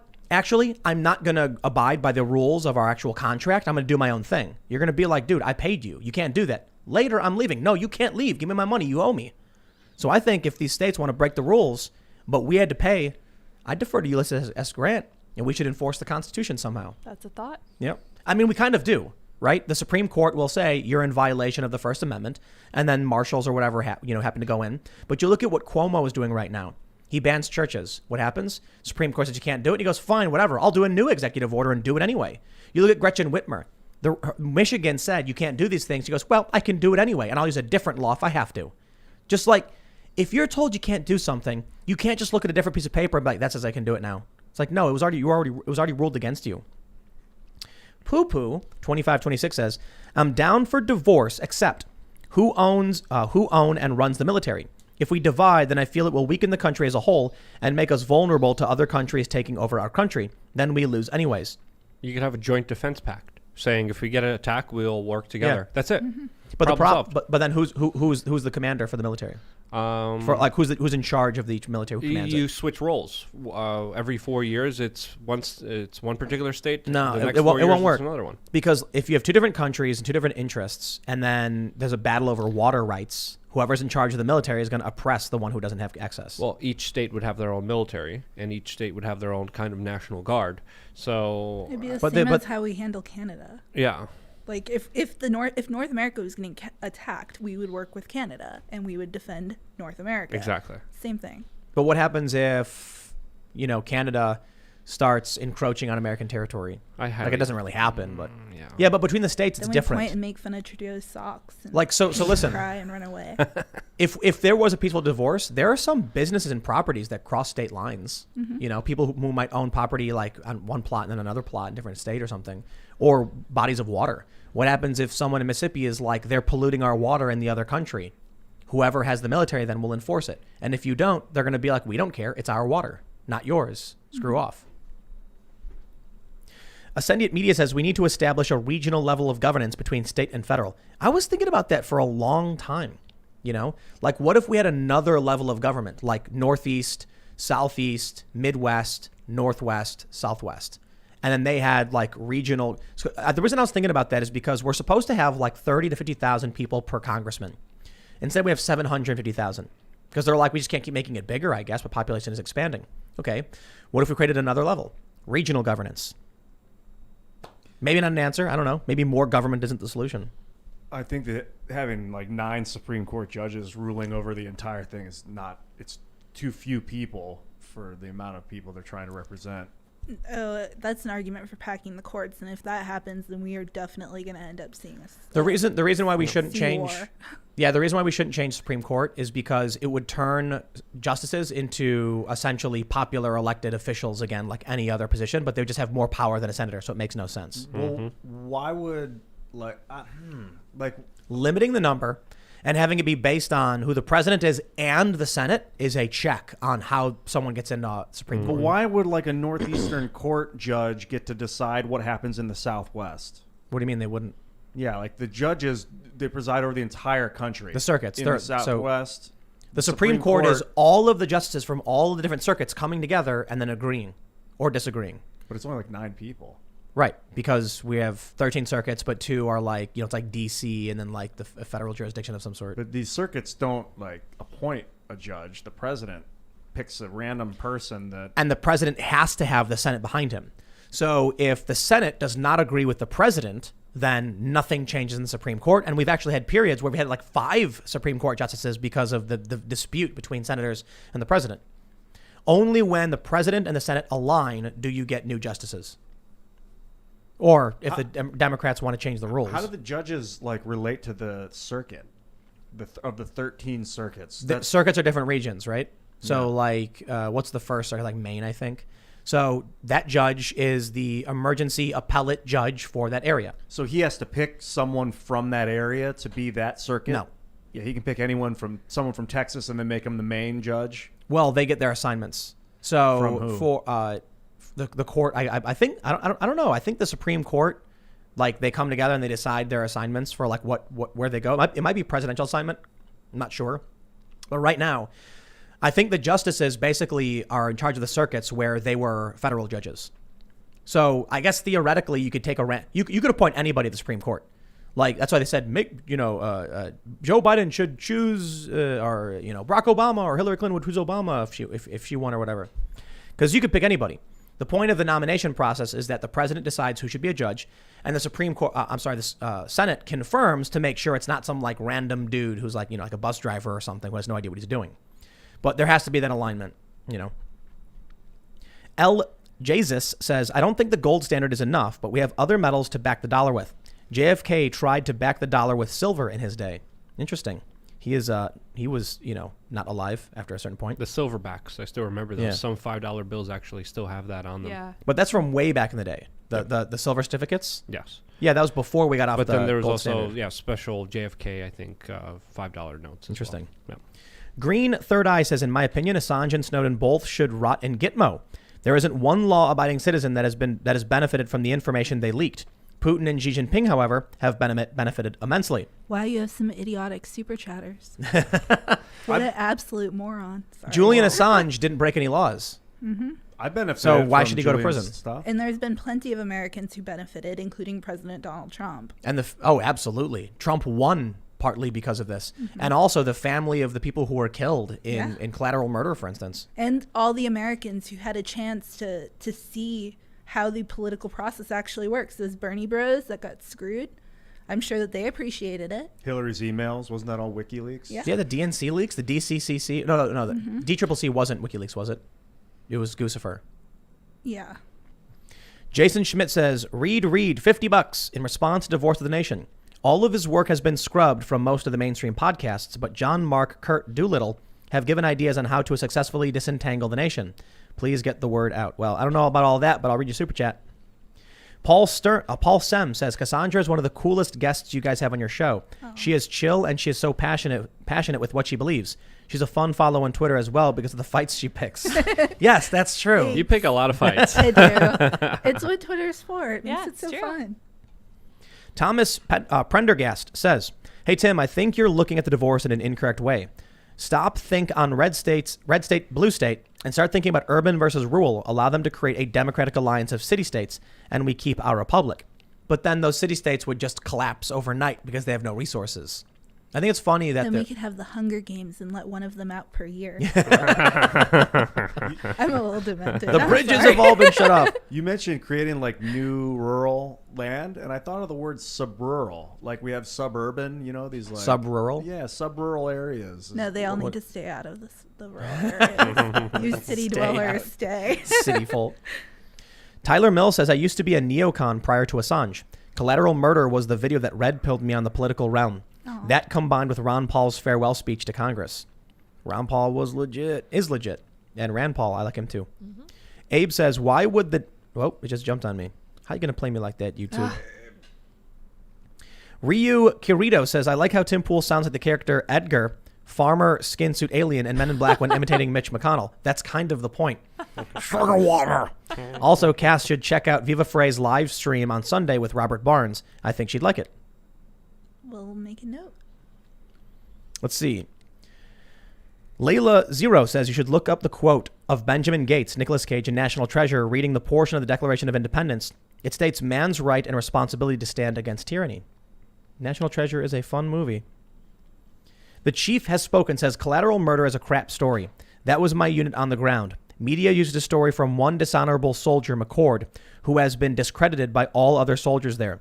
Media only pushed one story and hid all the others. I wouldn't be surprised if they pushed one story and hid all the others. But, I mean, there's a video of them killing a bunch of people. Is it, you know.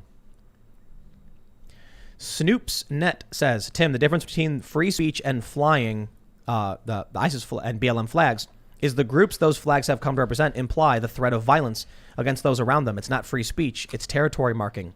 I agree. I think it's like gang signs. I honestly, I am the most pro free speech person generally, but I see them as actual threats. Like those flags represent you wanting to take away my right to free speech and my safety and the safety of the community that it's in. If, you know, they say the same thing about the American flag and about the original 13 colony flag and the Gadsden flag. Yeah. And so then maybe there's conflict coming because nobody agrees. Yeah. And I am down. I am like, I can't even say what I actually think because I will be censored off of all of social media. But I think people can assume what you really mean. I think that they can assume, yeah. I think we want to live in peace and we want to be able to take care of our families. But I think the easiest way to put it is, you know, I've been reading about the American Revolution. I've been reading about the Civil War. And I love that quote from the movie The Patriot with Mel Gibson, where I think they're in South Carolina, and they vote to go to war. And he says, mark my words, this will not be fought on some far-off battlefield, far-away battlefield. It'll be fought in our homes, in our towns. Our children will learn of it with their own eyes. Mm-hmm. And I'm like, that's what a lot of people don't realize. So I say that to Antifa because you know what Joe Rogan, there's a quote from Joe Rogan. It's brilliant. He says, how many veterans do we have in this country? Like millions. These are guys who actually know what war is like and know what's going to happen. And these are the people who are saying, no, plus, you don't want they'll this. They'll be like strapping bombs to drones and flying them through your bedroom window. It's just terror. You do not want that. The level of technology at this point is going to be nightmarish. But Rogan made a really interesting point that these far leftists like Antifa are smashing away at the floodgates, trying to break them down. And the dudes on the other side, the veterans, the survivalists, the people who actually know what conflict is like and know how to survive, they're waiting. And you do not want that floodgate pouring out.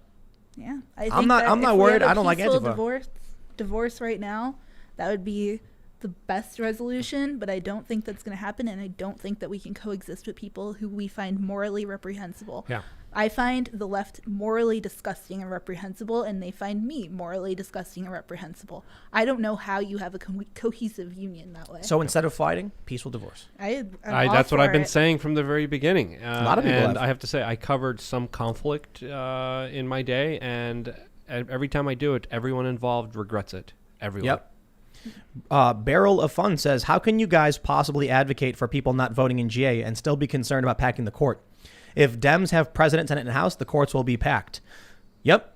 I mean, I'm not advocating for people not to vote in Georgia. I am just saying that I don't that wasn't care. You. Well, so my thing is like, to be clear so I don't get in trouble. Did you think the Supreme Court was going to back Trump and his legal challenges? Well, then why do you care? I thought that they would, actually. I was surprised. Yeah. Well, it was because even if they didn't, when it came to Texas, the question was whether or not they believe that they are obligated to take up the suits on original jurisdiction between states. Right. And the three Trump appointees were what we needed to know. Alito and Thomas agreed the Supreme Court must take these cases. But it was Gorsuch, how do you pronounce it, Gorsuch? Mm-hmm. Kavanaugh and Coney Barrett. We didn't know how they'd rule. And they all said, nope, we have no obligation to take this case. That's what happens when Trump took advice from neocons and snakes and rhinos the whole entire time. And, he appointed people like Bolton. He appointed people like I love making fun of that guy. And What do you guys think of then Bannon? we're supposed to be surprised that the people that he got lifetime appointments on the Supreme Court are not going to have his back. I mean, Did you guys like Steve Bannon? yeah. I don't really like have an him. opinion for the most Rubbed part. me the wrong way. I think he's all right. Yeah, I like think him a lot he's what, better you know. than Pompeo or Bolton. Yeah, Bolton was like laughably bad.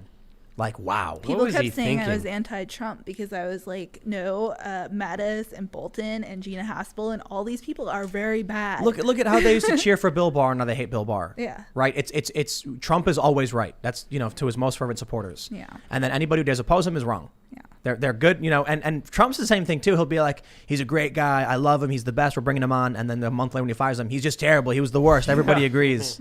Well, Trump should have fired more people, that's for sure. Yeah. Theron Net says, Tim, in the Fallout universe, the U.S. created another level of government between the states and federal government called commonwealths and split the U.S. into 13 commonwealths. Interesting.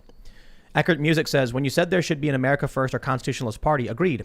However, the Constitutionalist Party does exist. Check them out. I think they just need support. Vote for not these people, I guess, man. They're Maybe not voting good. is not the answer. Maybe being responsible for yourself, maybe taking charge of your own existence and not looking for Yep. government to intervene in every little way. Maybe that will be the way that we could move forward from this in a peaceful look at- resolution without demanding or pushing a gun on anyone. Imagine if, where's Mitch McConnell? Is he Kentucky? Tennessee? Yeah, He's Kentucky? Kentucky, yeah. Okay. Imagine if the people who were there were like, why would we vote for Mitch McConnell? And they voted for a different Republican, a Republican who actually supported the president. And right now, instead of saying, don't support the president even symbolically, you got somebody who's like, I think you should at least give Donald Trump your strong recommendation and fight for him, even if it means we go down fighting. Imagine if that's someone they voted for. Instead, they vote for the turtle guy. You know what? It's because people walk in and they go, R or D? Definitely R. Who's the R? Like you brought up that the trans Satanist anarchist won the Republican primary because they didn't think twice. They're just like, Republican. Yeah, and they wanted to recall their election because Maybe of that. we just take Yep. political parties off the ballots. I was just thinking You that. can be in a political party. You can fundraise for your political party. You can do all that normal stuff. But on the ballot, no one can see D or R. They Just a see bunch of names. names. Just a bunch of names. Or an intelligence test before voting. Yes. I don't agree with that. I'm joking. I'm being I think satirical. people are allowed to be Super dumb. I'm being satirical. No, they're allowed to be dumb, but they should not necessarily be allowed to vote if they're dumb. Back in ancient Greece and Rome, I believe it was, they discussed how voting was a very serious responsibility and that it takes years and years to prepare to be able to vote. And then we're just like, here, you want to vote, child? You're 18, kid. Take it away. Now, Yeah. now they want 16-year-olds to vote. No. Yeah. Low information voters are the lifeblood of the Democratic Party. Yeah. Hands down. Anyway, Can't even drink alcohol yet, but here you go. Decide the fate of our country. yeah. Or die for it. Yeah. Yeah. My friends, smash that like button, hit the notification bell. We do the show live Monday through Friday at 8 p.m. About ready to wind things down. But Cassandra, do you want to mention your social media or anything? Yeah, I'm on Twitter at Cassandra Rules. I'm on Parler at Cassandra. The Cassandra Rules one's not me. And I write for Gateway Pundit. Right on. Thanks for hanging out. You can follow me on Twitter, Instagram, Parler at Timcast. Check out my other channels, youtube.com/Timcast and youtube.com/TimcastNews. Check out this show, Timcast IRL, on iTunes and Spotify. Leave us a good review because it really does help boost us in the rankings. And then, the higher, iTunes puts you in the ranking list, the more likely people are to find you. And then it helps create a snowball effect. But really appreciate everyone hanging out, super chats, and everyone smashing that like button.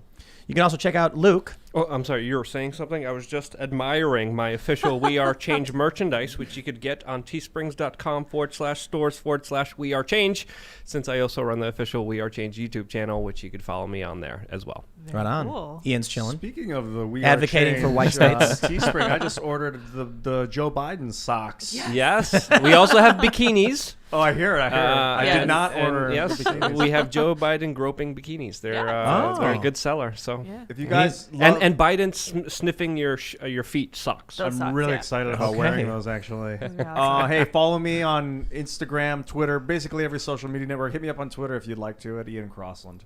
And of course, you can follow at Sour Patch Lids, who's been pressing all of the buttons. You can. I've been pressing all the buttons. Sour Patch Lids, LYDS. We will be back tomorrow at 8 p.m. It's going to be a whole lot of fun. So, everyone, thanks for hanging out. Again, smash that like button on your way out, and we will see you all next time. Bye, guys.